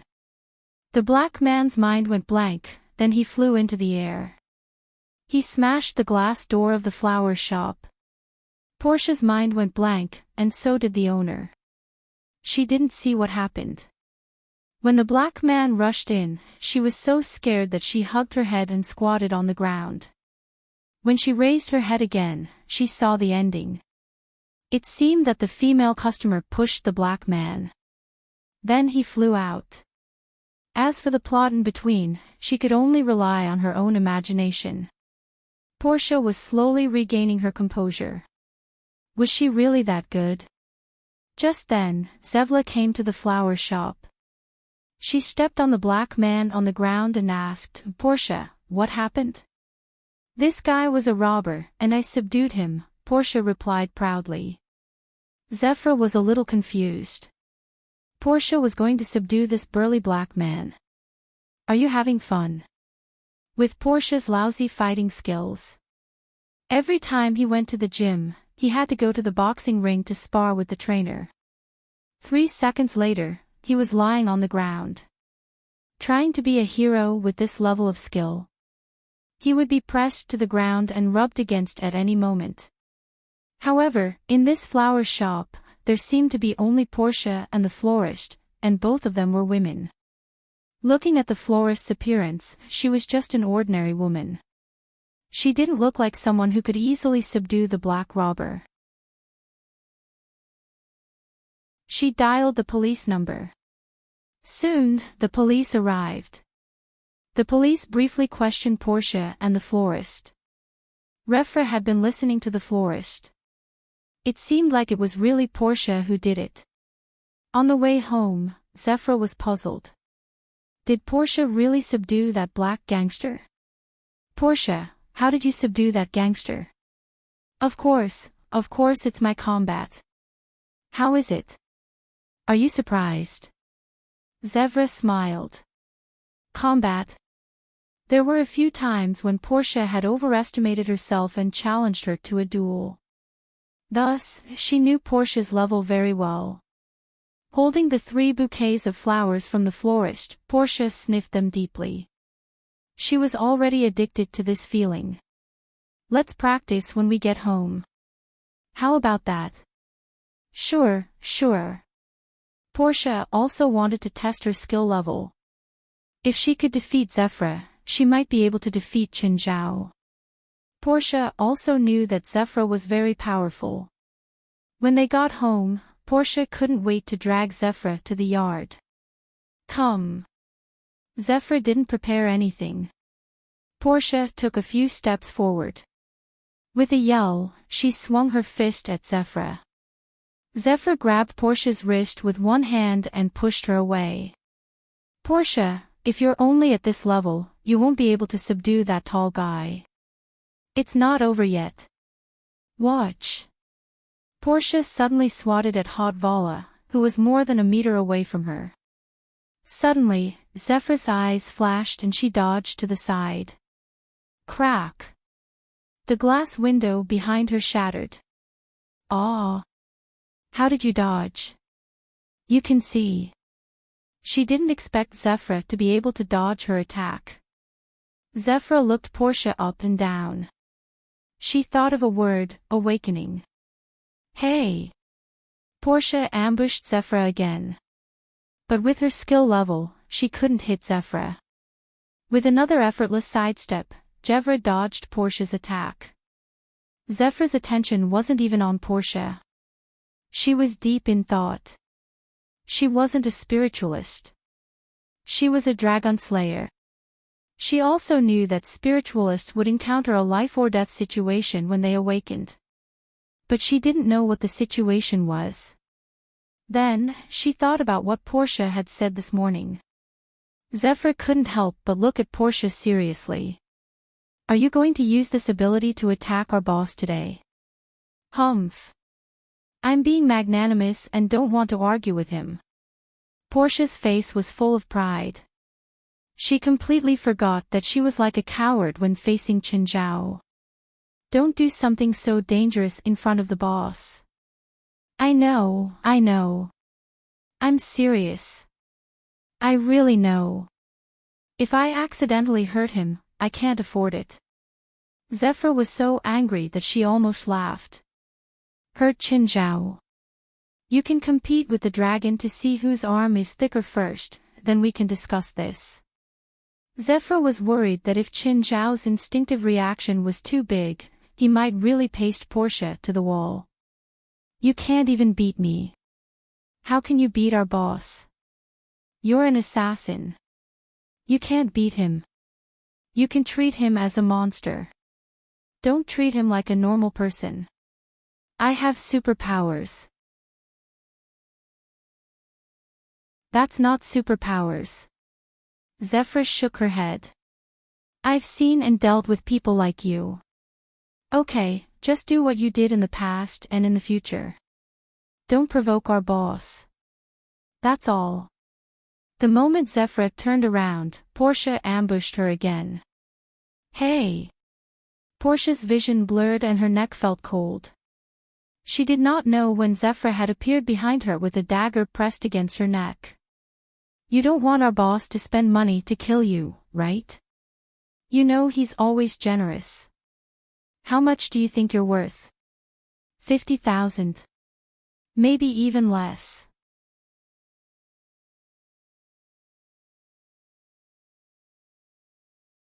Chapter 2892. Portia was scared out of her wits. This was the first time someone had placed a dagger on her neck. She felt like she was going to die the next moment. In fact, this was how normal people would react. At the dinner table, Portia kept staring at Riva. What? Do you want to try to sneak attack me? Riva asked. Riva, you've killed people with that move before, right? Riva thought for a moment and then shook her head. No, it's actually not that useful. Riva had killed people before, but not many. A few years ago, she charged into the nest of a group of people who worshipped dragons as their god. She'd killed 3 people then. That was also her only time. After all, Riva was a dragon slayer, not a real killer. How did you see the thing I released? That chi. Riva shook her head. I didn't see it. I sensed it. Sensed? Which sensory organ? Riva realized that discussing this with Portia was like playing the piano to a cow. Portia, when did you get this ability? This morning. Okay, got it. Rest early tonight. Riva stood up. We're not done with dinner yet. You want me to rest early? Just then, Riva pulled out a suitcase from the cabinet beside her. Portia had seen this suitcase a few times, but she didn't think much of it. After all, Riva didn't hide it, so Portia didn't think much of it. However, when Riva opened the suitcase, Portia was shocked. Portia was shocked. There were all kinds of guns, knives, grenades, and some strange instruments that she couldn't understand. What? What's this? It might be troublesome tonight. Riva wasn't sure either. She didn't know how to tell if Portia was on the first, second, or third night. Chen Zhao was more professional in this. However, Riva didn't want to find Chen Zhao. Plus, this was Portia's business. If Chen Zhao found out that Portia had tried to sneak attack him, who knew if Chen Zhao would throw Portia into the Amazon rainforest? Riva didn't doubt for a second that Chen Zhao would do that. Are you sure you're not planning to rob a bank? Portia looked at the things Riva took out. Moreover, Zephyr had also begun to reload the gun barrels. This series of actions made Portia's scalp go numb. Even the banks aren't as rich as our boss. Fine, robbing a bank is more practical. Occasionally Zevra would play such little jokes. Anyway, go to bed early tonight. Everything will be fine once you wake up. Are you serious? I'll be in trouble. It's just a small problem. I will solve it. What happened to me? I don't have any enemies, right? Our biggest enemy is our boss. You're mistaken. That's not an enemy, it's a creditor. Refra sat down on the ground as if this position was more comfortable. Help me take out the box under the kitchen cabinet. Oh, please be gentle. What's inside? You don't want to know, Jevra said. Then if I accidentally hit it too hard, will it explode? No, but something bad will definitely happen. When Zevra opened the box, Portia discovered that it was filled with bottles and cans. There were all sorts of liquids inside. Portia thought that they were chemical liquids. However, Zevra opened one of the bottles directly. She even wiped the mouth of the bottle with her finger and licked it. Yes. It's not bad. What kind of water is this? Can I drink it? Holy water. Ha. Portia sniffed it, clearly not believing Zevra. What's this bottle? Coke. Seeing this, Zevra quickly snatched the bottle from Portia's hand. This one was filled with Coke. However, the black liquid inside was not Coke. You can't put this in your mouth. Also, don't get in the way. I have a lot of dangerous things here. You put this in your mouth. You're telling me it's dangerous? How is it dangerous? This is necromancy liquid. If you don't want to go crazy, you better stay away from it. Portia, on the other hand, was very interested. Then what's the theory behind soaking bullets in Coke? Can it make the bullets more powerful? I told you, this isn't Coke. It's necromancy liquid. Necromancy liquid is a deadly poison to all living creatures, even spirits. Ordinary bullets soaked in necromancy liquid can cause great damage to spirits. Alright, necromancy liquid. How does it taste? Zevra rolled her eyes and said, put your index finger between your eyebrows and look inside the bottle carefully. What's the point of doing that? Portia didn't understand, but she still did as she was told. However, the next moment, she saw what seemed to be thousands of hollow faces wailing and struggling inside the bottle. Ah! What is this? Looks like you already understand. Zevra put the bottle back. What exactly is this? Portia asked with a pale face and lingering fear. You don't want to know the refining process, Zevra said indifferently. Alright, looks like I need to sleep. My head hurts a little. Portia rubbed her eyebrows and went back to her room. Portia lay in bed early. Her vision was filled with clouds and mist. Portia suddenly sat up on the bed. She realized that the floor beside her bed was covered in flowers. The entire room was filled with a strong floral fragrance. Dreaming? Portia was confused. No, if it was a dream, it would be impossible for her to realize that she was dreaming. Portia shook her head and tried to wake herself up. However, the surrounding walls and floor were still colorful. Portia pinched the back of her hand. No pain. She was really dreaming. Bang! Suddenly, a gunshot exploded beside her ear. Portia jumped in fright and opened her eyes. Then, she realized that she was still lying on the bed. A child was sitting on top of her.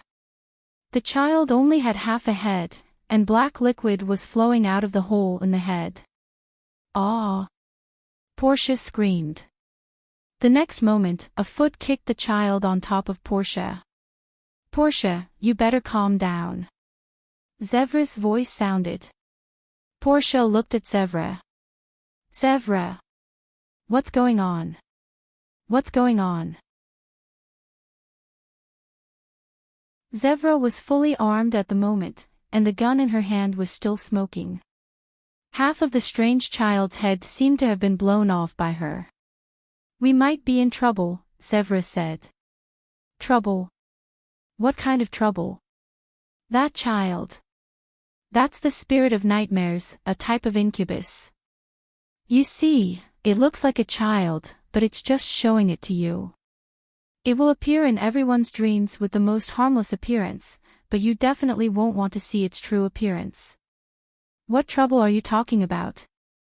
That nightmare spirit. 9 Heavens Divine Emperor.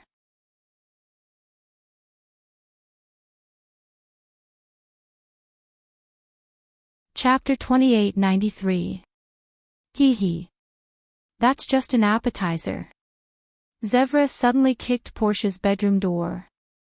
The bedroom door, which was supposed to open inwards, was kicked open by Refra. Then, Zevra fired several shots at the door. A few holes were left on the door. Zevra, what's going on? Anyway, it's just trouble. What are those things? They want your things. Your abilities, your magic, or your body. You're talking about demons, right? In any case, it's always that kind of thing. Zevra grabbed Portia's hand and walked out. Just then, Portia saw a blurry figure flying toward them. Watch out! Ah! Portia screamed again. Bang, bang, you better shut up. Don't disturb me, Zevra said unhappily. Where's the car key? Where's the car key? Car key. Of course. Zevra suddenly took out a grenade and threw it in the living room. Cover your ears. Boom, the huge impact threw Portia off her feet. Portia was in a sorry state. She got up and looked at the living room. Do you know this isn't my house? Do you know how much I have to pay? It's fine. You already owe the boss enough money anyway. I just want to die right now. You can call your boss and borrow money from him, Zevra said. She had heard about the night of a spiritualist's awakening, but it was said that the first night should be easy. But why did Portia's first night feel so difficult? I'm not calling him. That bastard will never call me unless he's in trouble, Portia said, throwing a tantrum. At this moment, a burning figure suddenly appeared in the broken living room. It was a burning skeleton, almost 2.5 meters tall. It held a scythe in one hand and a chain in the other. Don't tell me that's Ghost Rider. Portia was dumbfounded. It looks more like the Grim Reaper. Hiss, the burning skeleton suddenly let out a roar. At the same time, a terrifying heat wave exploded from its body. Bang, bang, Zevra fired twice. However, it only managed to make the burning skeleton tilt its body slightly. The burning skeleton suddenly threw the chain at Zevra. She immediately pushed Portia away and grabbed the chain. The red-hot chain directly scorched the skin of Zephra's palm. Ah! Although Zephra let out a painful cry, she did not let go. She raised the gun with her other hand and fired 2 more shots at the burning skeleton. The arm of the burning skeleton was broken by Zephra. Only then did Zephra drop the chain. Zephra quickly took out a bottle of holy water and poured it on her burned palm.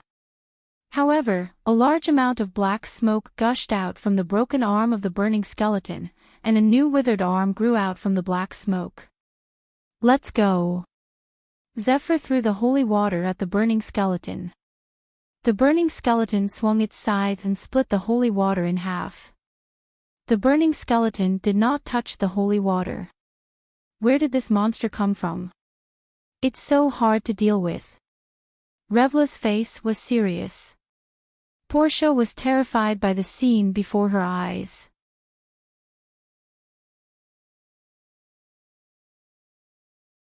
Instead, Portia's arms went numb.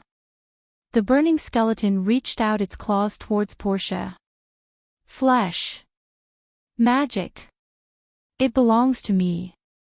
Zephra reacted quickly and suddenly stuffed a grenade into the burning skeleton's mouth. At the same time, she hugged Zephra and threw herself onto the ground. Boom! When the smoke dissipated, the burning skeleton was still intact. Both Zephra and Portia's expressions became extremely ugly. Stuffing a grenade into the skeleton's mouth, yet it was still intact. How could they defeat this monster? It was impossible to win. This kind of monster could not win at all. Zephra, what do we do? Zephra did not answer Portia's question. Instead, she used her actions to tell Portia. Zephra suddenly took out 2 jars and threw them at the burning skeleton. With a twist of the scythe in the burning skeleton's hand, the 2 jars were cut open at the same time. However, in the next instant, extreme cold air was released from the jars. Zephra pulled Portia and ran. What is that? Liquid nitrogen.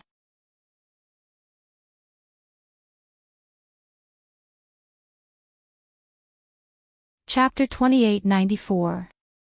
Liquid nitrogen was one of the few chemicals that could directly harm spirit bodies.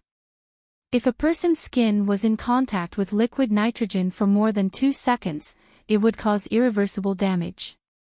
Even a giant dragon would have to avoid liquid nitrogen. This thing was basically at the level of killing humans and Buddhas who stood in its way. Even ice-type spirits or demons would have to retreat in the face of liquid nitrogen. The moment the burning skeleton broke the 2 tanks filled with liquid nitrogen, the liquid nitrogen covered the skeleton's skeletal body. The flames on its body were instantly extinguished, and its body was also covered by a layer of white gas. Did you defeat it? Portia asked in surprise. But Zephra shook her head with a serious expression. Let's go. It's not dead. Then let's finish it off now. It should be very weak in this state, right? Zephra hesitated for a moment and then shook her head. Leave now. The 3 great illusions of life weren't only used in games. It was also very common in their industry. I can fight back, I can still save it, I still have a chance. The liquid nitrogen temporarily froze the burning skeleton. But it didn't cause any fatal damage. If they went up now, it was very likely that they would help the burning skeleton escape, not finish it off. Zephra still turned around and left resolutely. Portia hurried to catch up. Just then, the frozen burning skeleton behind them suddenly emitted another ball of fire. First, it was its head. 2 balls of flames appeared in its pitch-black eye sockets. Then, it was its lower jaw. You can't escape. It still couldn't move, but the bone-deep declaration made both of them uncomfortable. Is there no way to defeat it? Portia asked. Zephra didn't answer Portia's question. She suddenly took out her gun and fired several shots at the roof of the car. Bang, bang, bang, Portia covered her face. I feel like I'm really going to go bankrupt. At least you're alive now. You still have a chance to repay your debt. In the rearview mirror, the burning skeleton appeared again, along with its claws. Zephyr threw the gun to Portia. You know how to shoot, right? Portia took a deep breath. She had shot at targets before. But she really hadn't shot at these unnatural creatures. Zephyr floored the gas pedal and picked up the phone. Boss, Portia and I are in trouble. Oh, how are you now? It's not bad for now, but we might bring you some trouble. Alright, Phalai and I are having supper. If you come over, I can prepare some for you. We'll be there soon. Are you sure we won't bring trouble to the boss? Portia asked worriedly. Although she saw Qin Zhao as her enemy, it didn't mean that she wanted to kill his entire family. What happened? Lying on the bench, Phalai watched the children run on the beach and the bright moon rise above the sea. Nothing. Zephyr and Portia seem to be in some trouble. They're coming our way.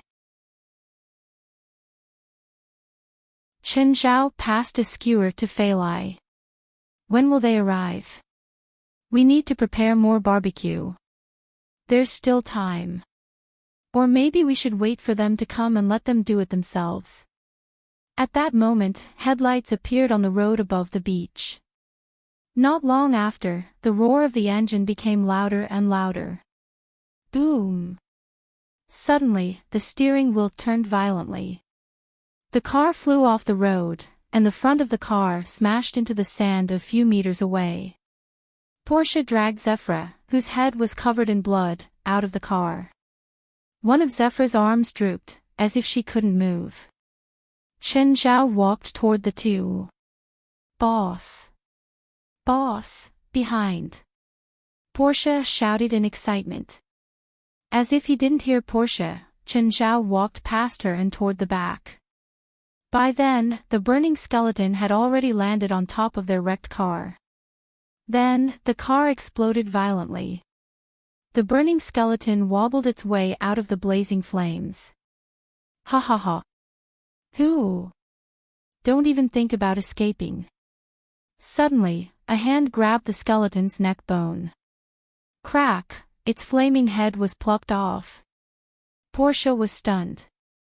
She looked at the basketball-sized burning skull in Qin Zhao's hand. The burning skeleton didn't lose control of its remaining body immediately. The scythe in its hand suddenly slashed toward Qin Zhao. Be careful! Portia exclaimed. Qin Zhao reached out and grabbed the handle of the scythe. Then he raised a foot and kicked the burning skeleton away. Portia rubbed her eyes, indicating that she must have seen wrong. What the fuck is going on? Qin Zhao tossed the burning skull in his hand. You were tormented by this thing for the whole night. Zephyr looked at Qin Zhao weakly and then nodded silently. Crack! Qin Zhao crushed the burning skull with one hand. Portia's eyeballs almost popped out. She and Zephyr knew very well how hard this thing was. Even a grenade wouldn't leave a mark on its mouth. And then Qin Zhao crushed it with one hand. Is this a joke? Portia never knew that her boss was this terrifying. Not only did he kill people with one punch, but he also killed them with one punch. How could such an obviously inhuman existence exist? Did he also kill them with one hand? Portia suddenly remembered that she'd planned to teach Qin Zhao a lesson when she went to work in the morning. She suddenly felt extremely glad that she'd been smart. She was so happy that she didn't fight. Where did you provoke this thing? Qin Zhao asked, confused. This is her night of awakening, Zephyr said, pointing at Portia. Night of awakening? How many nights? Qin Zhao looked at Portia in surprise. At this level, it's at least the second night. People might even believe it's the third night. Would you believe it if it's the first night? No. I've seen the night of awakening before. I know the rough difficulty levels. The first night can't be like this. Wait. Chen Zhao suddenly turned his head to look at Portia. It's not strange that you've awakened. What's strange is why you're able to stay awake during the night of awakening. Then what should I do? Lie down and sleep. Fine, these are all unimportant things. Chen Zhao shrugged. Chen Zhao had a vague suspicion that Portia's awakening and the first night might be due to the spiritual tide. The influence was gradually happening. It was an irreversible process. Portia, I think you're going to increase your debt again. I'm not borrowing money from you. Boss. Look, your car is stuck in my beach right now. The towing company will charge you at least $1,000. Also, I'm charging for saving you. Am I right?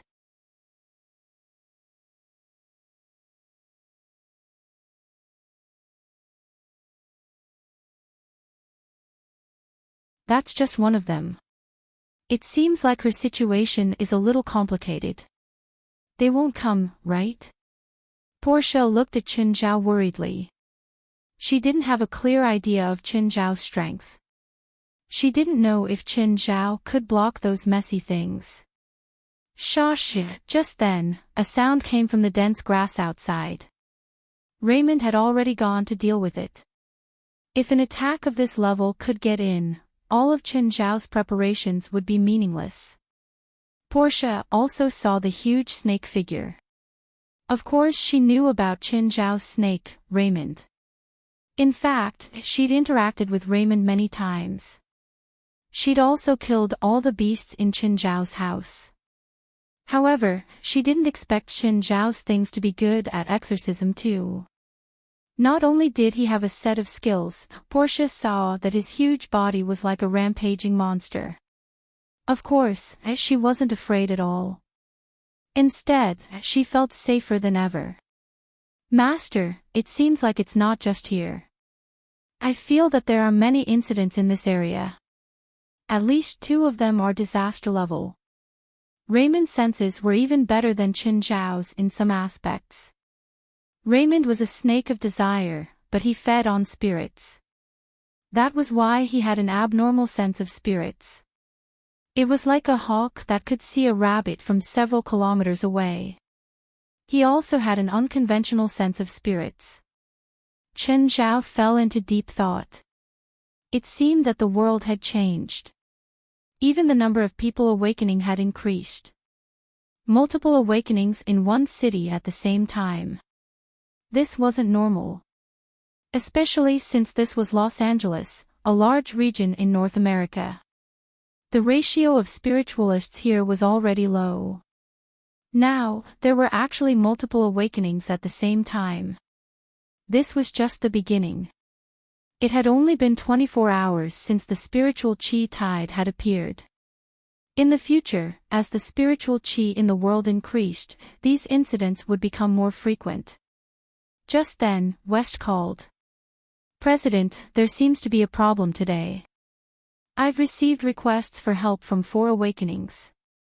One of them is also an awakener, but not tonight. He seems to be on his 2nd night. Do you have enough people? No problem for now. What a joke. The lowest standard of the supernatural organization was to face the first night alone. If they couldn't solve it, they might as well hang themselves together.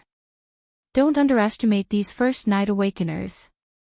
I've also had a first night awakening, but it's almost as difficult as the 2nd night. Everyone in charge of the night of awakening must be on high alert. I'm not sure how strong the night is, but you can't treat it like a normal first night. Okay. I understand. President, do you know what's going on? I'll tell you the details tomorrow.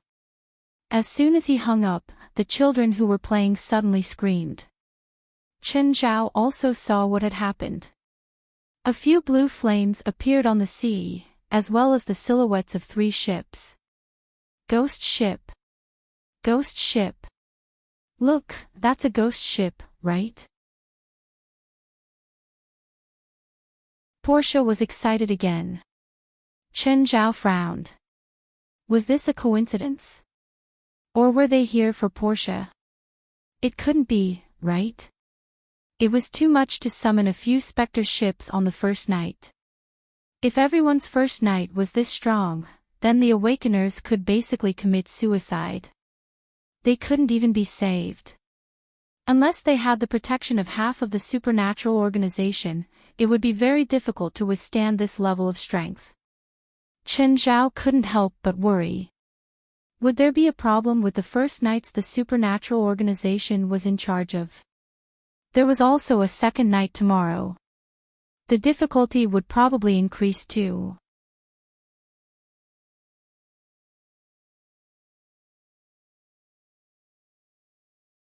Chapter 2896. Under the night sky, the three ghost ships were like guests from hell. The will-o'-the-wisps were guiding them. The waves were driven by them. They came with death. Portia felt a chill run down her spine. She didn't know if the three ghost ships were coming for her. Anyway, she felt terrible now. Very, very terrible. Just then, huge tentacles appeared behind the three specter ships. Portia's feeling of unease deepened. The three specter ships seemed to be carrying terrifying monsters with them. No, they weren't tentacles. They were snake heads. The legendary Hydra. Portia didn't think that she would see a real Hydra one day. In any movie, the Hydra was an evil existence. It didn't matter whether it was itself or the organization that was named after it. Basically, if it didn't do some evil things, it would be too embarrassing to wear its name. Of course, seeing such a monster in real life was much more shocking than seeing it in movies. Each snake head was hundreds of meters long. Compared to it, the three ghost ships were nothing. The three ghost ships were only half the size of one of the snake heads. Plus, the hundreds of meters long snake neck was exposed. The three specter ships looked like toy ships. Any one of these 9 snake heads could swallow all 3 specter ships in a single bite. Yes, they could really do it. In fact, they really did it. The snake head in the middle bit down on the 3 specter ships. Then, with a crack, they all shattered. Portia was dumbfounded by what she saw. Aren't you guys on the same team? Don't you know that you're going to let yourself down? Rivo looked at Chen Zhao. Boss, where did you get that? You know, I like to adopt some pets, but they're too big, so I let them go and feed them regularly. Chen Zhao shrugged. I heard that they can be bigger. Portia pointed at the 9 snake heads that were slowly sinking into the sea. Boss, don't tell me you're talking about them. Yeah. They have 9 heads, but they only have 1 consciousness. You call that a pet? Most of the time, it's obedient. What about the small part? Except for 1 or 2 shipwrecks. Portia didn't just passively open the door to a new world today. At the same time, he also got to know his boss again for the first time. She felt that her boss was definitely a demon. It used to be an adjective, now it is a noun. He was simply a walking demon in the human realm. After all, raising a legendary magical beast was definitely not something an ordinary person could do. Not all of the spirits on the specter ship were dead. They fled in all directions. From afar, they looked like fireflies dancing on the sea. Chen Zhao pulled an evil spirit over through the air. The shape of the evil spirit was definitely befitting of its identity. His body was wet, and his entire body was emitting a faint blue light. His skin was swollen, as if he had been soaked in seawater for a long time. There was only one eye. The other eye socket was empty, and there was an eel squirming in and out of it. Portia immediately retreated when she saw his inhuman and ghostly appearance. It was said that one's appearance was determined by one's heart. In any case, this guy in front of him was definitely not a good person. Can you speak? Chen Zhao asked. The evil spirit was afraid of Chen Zhao. Portia felt that it was a bad person because of his appearance. But the evil spirit also felt that Chen Zhao wasn't a good person. In fact, it was very, very bad. I'm asking you. Can you speak? If not, I'll change to another one. The evil spirit nodded repeatedly. Yes, yes. I can speak the language. Portia was speechless. Indeed, evil people needed to be dealt with by evil people. Her boss was indeed the worst bad person. Where are you from? How long have you been on the sea? When did you die? The evil spirit was silent for a while, probably thinking. After 10 seconds, it said, I already forgot how long I've been dead. I only remember that not long ago, I saw a sky full of blood rain and a huge pillar of light. Then my friends and I woke up. Our ship also woke up with us. We floated up to the sea. As it spoke, the evil spirit suddenly spat out a lively fish. Chen Zhao was speechless. Just say it. Why did you have to be so funny? Forget it. Piss off. He wouldn't get anything out of it even if he kept asking. The evil spirit had only woken up in 1 or 2 days. It looked like it was in a daze and its mind wasn't even clear. Chen Zhao casually tossed the evil spirit into the sea. You're letting it go just like that? Portia asked in surprise. What else? Keep it for the night. Shouldn't it be destroyed? It's not a threat to me. But it can hurt others. There's a law in America called prophecy crimes. Probability can't be used as a motive or reason for a crime. But, with that thing, how do you think it can harm others? Is it afraid of pranks on the ship? How feasible do you think it is? It doesn't even dare to show itself in the day. Fine, whatever you say. The evil spirits weren't that harmful. If the ghost ship was still here, they could still use it to do evil. But now that the ghost ship was gone, they were just a bunch of scattered soldiers. They weren't even as dangerous as a robber. Moreover, there were a few people in Chen Zhao's house who liked to eat spirits raw. They were secretly catching wandering evil spirits behind Chen Zhao's back, planning to catch them for supper. Chen Zhao just ignored it. Just like how he didn't care about the evil spirits. He didn't care about what his pets ate either. It was late at night. Chen Zhao's family started packing up, preparing to go to bed. Out of all the people, only Portia was wide awake. After all, she'd already slept for a while and been scared for half the night. Now was the time to be refreshed. But no one was with her. She could only return to the room Chen Zhao had arranged for her. She didn't think much of it before, but now she knew. Terrifying monsters could be lurking in every corner of the manor. As a result, she didn't sleep for the entire night, afraid that some monster would crawl out from under the bed. She only started closing her eyes in the morning. But before she could fall asleep, Chen Zhao woke her up. Get up. It's time for work. Portia looked at the time. Boss, it's only 8. You're living in my house, so of course you have to pay rent. It's not hard for you to wake up early to work. I only slept for less than 2 hours. That's not my problem. Fine. What do you need me to do? My friend is getting married this weekend. Go to the mall and help me pick a gift. Boss, you should buy the gift yourself to show your sincerity. Cut the crap. Do you want to borrow money or not? Or should I kick you out today? Fine, pretend I didn't say anything. What's the budget?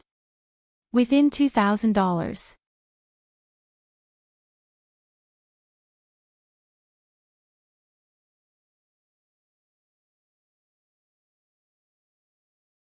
The good news is that the difficulty of cultivation will be greatly reduced. With a 1% increase in the concentration of spiritual energy, the strength of a spiritualist will increase by at least 10%. The path and speed of your improvement will also become easier. The bottlenecks that restricted you in the past will be easily broken. Currently, not many people know about this news. There are less than 5 people in the entire world, so you can use this period of time to quickly improve your strength. Of course, combat is a very good way to improve, so my suggestion is to try your best to accept the SOS missions on the Night of Awakening. Also, the reason why you were in such a sorry state last night was not only because of your strength, but also because of your mentality. From today onwards, everyone must be fully equipped when carrying out missions, including you. Gaia. Leader, the large amount of dragon raw materials you stored before can be put to good use now. But I might not be able to handle everything by myself, so I want to accept a disciple or two. Besides nurturing our association's reserve alchemists, they can also be my assistants. Sure, Chen Zhao agreed. You can find any disciples you want. You can let them be our outer members first. Chen Zhao and West's original plan was to keep the current members and run the supernatural organization with a small number of elites. Everyone could take charge of an area, but the times had changed.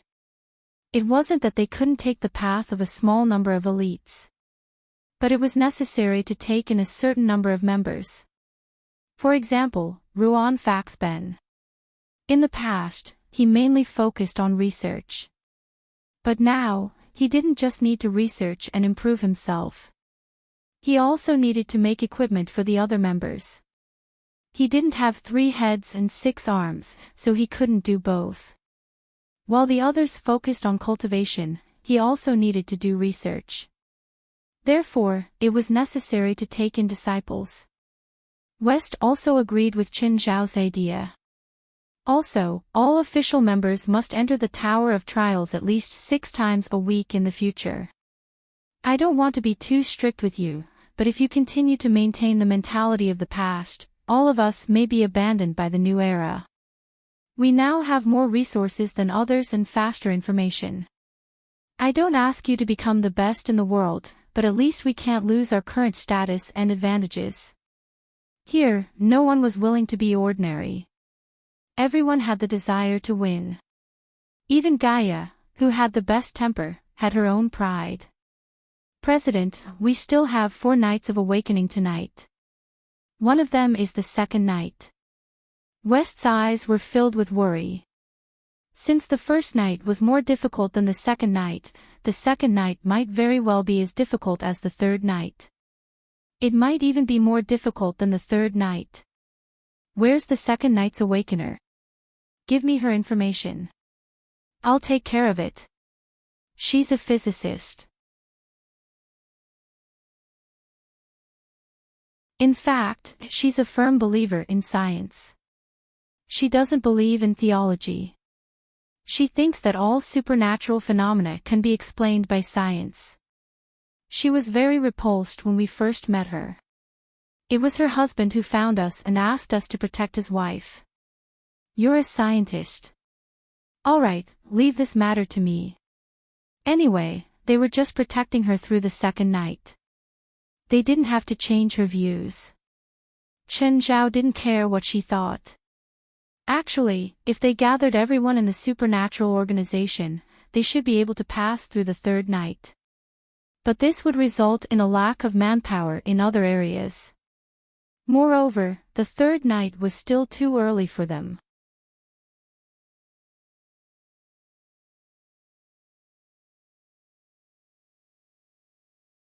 Chapter 2898. Following the address, Chen Zhao came to a high-rise apartment. Chen Zhao also had a few luxurious apartments in such prime locations. However, they were all used for investment. Basically, he wouldn't lose money if he invested here. Chen Zhao didn't make much money from his investments, but at least he broke even. The residents of this kind of apartment were basically no longer in the middle class. They were either celebrities or managers with a high salary, or businessmen with a certain amount of capital. Not all rich people liked to live in the remote suburbs. These luxurious apartments all had full-time butlers and managers, as well as a team of security guards. When Chen Zhao entered, he had to show his ID. Chen Zhao came to the 40th floor. After recognizing the number, he pressed the doorbell. A man in his 30s opened the door. He wore glasses and looked gentle. "Hello, who are you looking for?" Chen Zhao glanced at the name card. "By Lorenzo Deco, dentist." "This is my name card. Are you looking for me?" "I'm from the supernatural organization." "Hello, please come in." By Lorenzo opened the door. "Please sit. Do you want something to drink?" "Anything." Chen Zhao looked at the decorations and style of the apartment. By Lorenzo Deco poured Chen Zhao a glass of water and sat opposite him. "How should I address you?" "You can call me Mr. Chen," Chen Zhao said. "Okay, Mr. Chen. Are you the only one from the supernatural organization? Or are you just here to talk to me?" "Someone else will come tonight." "Only me." "But am I not clear enough? My wife is the second night. Normal spiritualists can't deal with her." "Mr. Deco, you seem to be very familiar with the spiritual world." Chen Zhao looked at Deco. "I'm from a family of spiritualists, but I don't have the talent, so I became a dentist. But when I was young, I went to exorcism with my father and uncle many times, so I've had more opportunities to come into contact with the spiritual world. I know what the second night represents. Trust me, I also know what the second night represents. And I'm from the East." To prove his ability, Chen Zhao told him about his background. In the spiritual world, it was indeed important which region one came from. If someone said, "Trust me, I'm from North America," he was afraid that he would be beaten to death. But if Chen Zhao was like that, "I'm from the East," that would be different. At least Bai Lorenzo's eyes lit up. He thought Chen Zhao was just an Asian.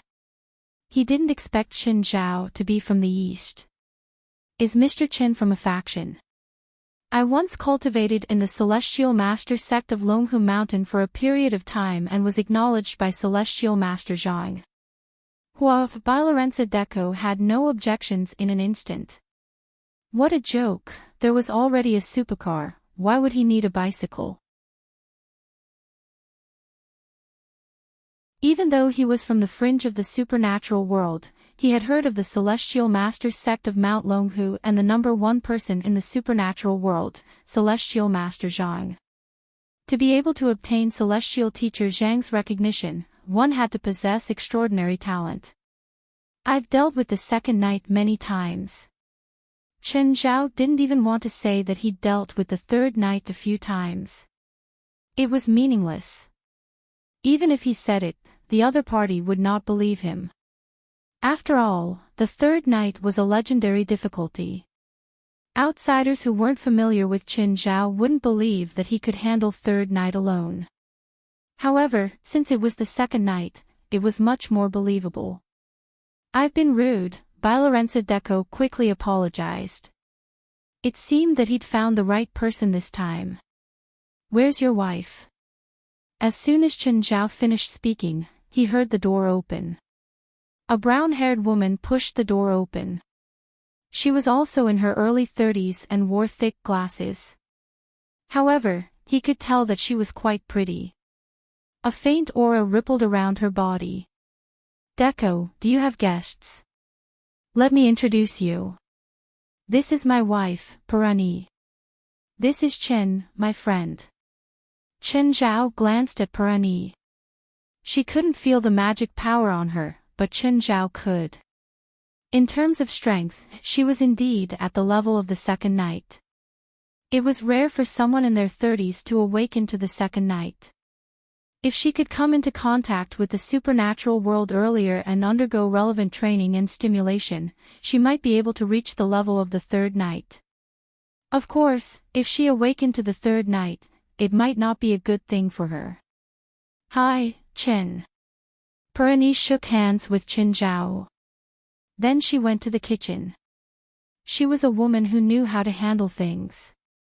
She probably guessed that Qin Zhao and her husband had something to talk about, so she gave him some space. Your wife still doesn't know her situation. I talked to her 2 days ago. She thought I was joking.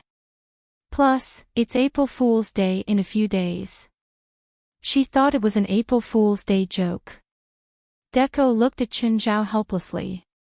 Maybe your way of explaining isn't right. I was already very serious, but when she asked me to prove it, how could I prove that I'm just a person at the edge of the supernatural world? I can't use magic. Okay, what about tonight? Do we need to do anything to cover it up? I think it's not bad to let her truly understand the world. In the past, she's always been a staunch atheist. Sometimes, she'll even do some blasphemous things. Okay, I hope she won't be scared. Qin Zhao shrugged. Also, this is downtown. The second night will cause a lot of trouble. We can't do it here. This wasn't a normal first night. It was just some monsters going through the motions. Under normal circumstances, the second night was already quite large. Also, because of the spiritual qi tide. Who knew how strong the second night would be? So, they definitely couldn't do it downtown. Especially in this kind of apartment building. There were people everywhere. If any monster wanted to have an appetite, they might have to fish out 2 innocent souls to fill their stomachs. I have a house in the suburbs. It's rather remote. We can go there. Okay, let's go there. Qin Zhao didn't mind. It was fine as long as it was remote. Do you need to prepare anything? Or you can go first. Sure. Qin Zhao didn't plan on going with the couple. It would seem too weird. This is the key to my house in the suburbs. Take it first. Feel free to prepare anything as long as you don't blow up the house. I won't prepare anything dangerous, but when the second night happens, I can't guarantee that there won't be any damage. I understand. After all, Deco had seen the world. He knew what the second night was like. No one could guarantee what would come, so he didn't force it.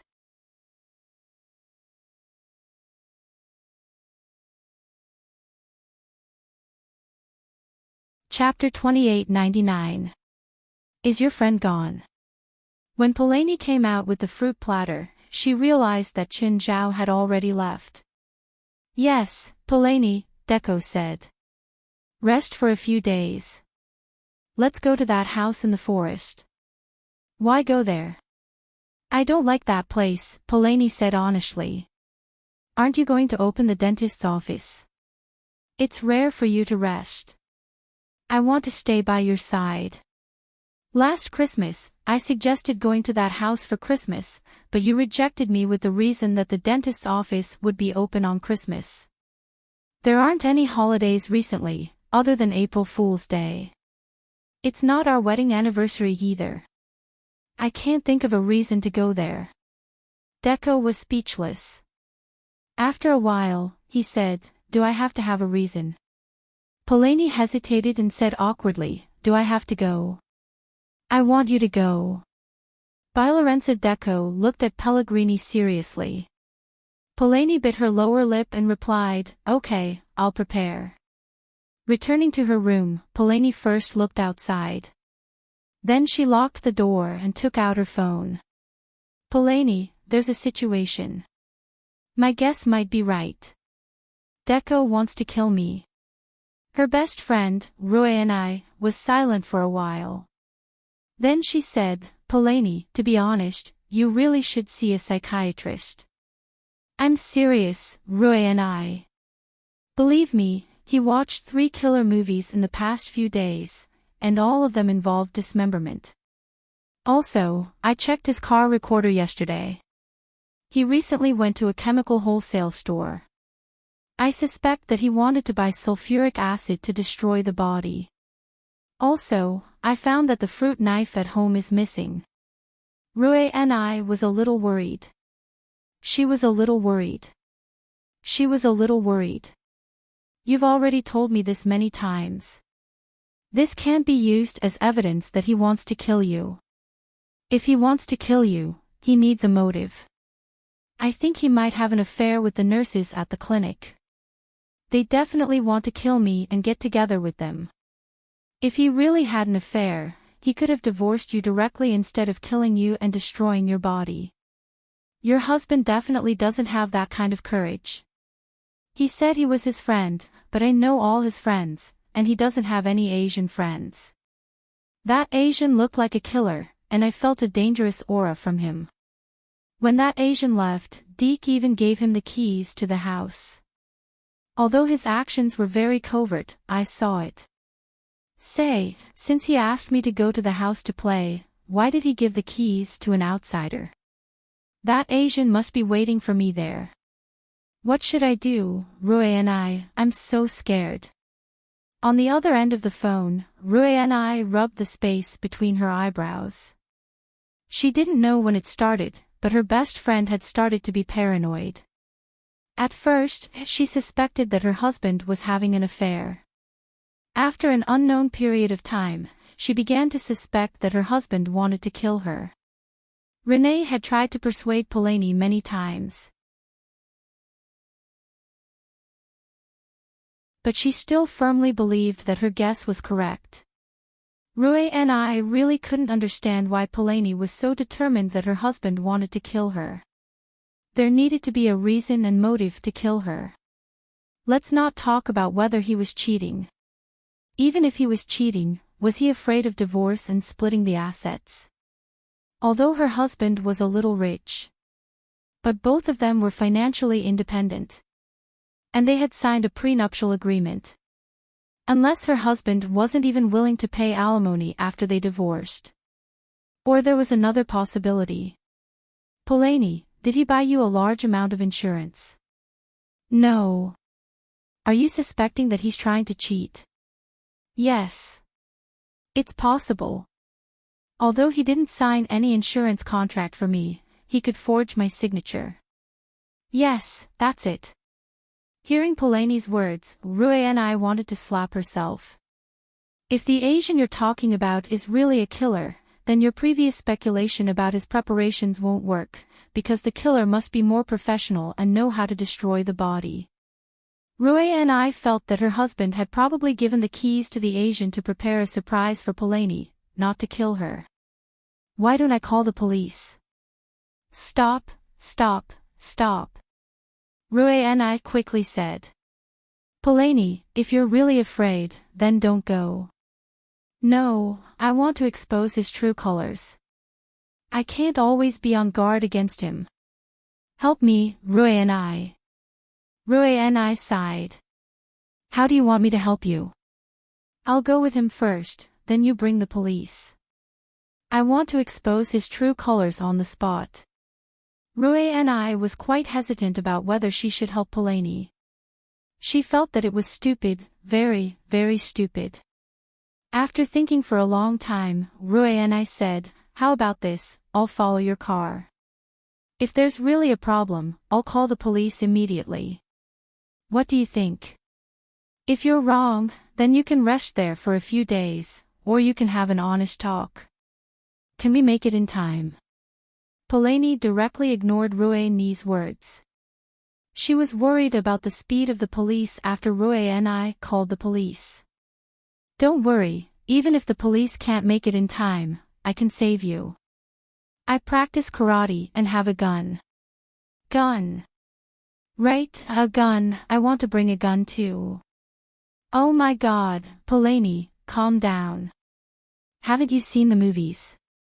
When a woman like you faces a killer, your gun will likely be snatched away by the other party. After all, they are professionals. Listen to me, I'll bring a gun. You must not bring a gun.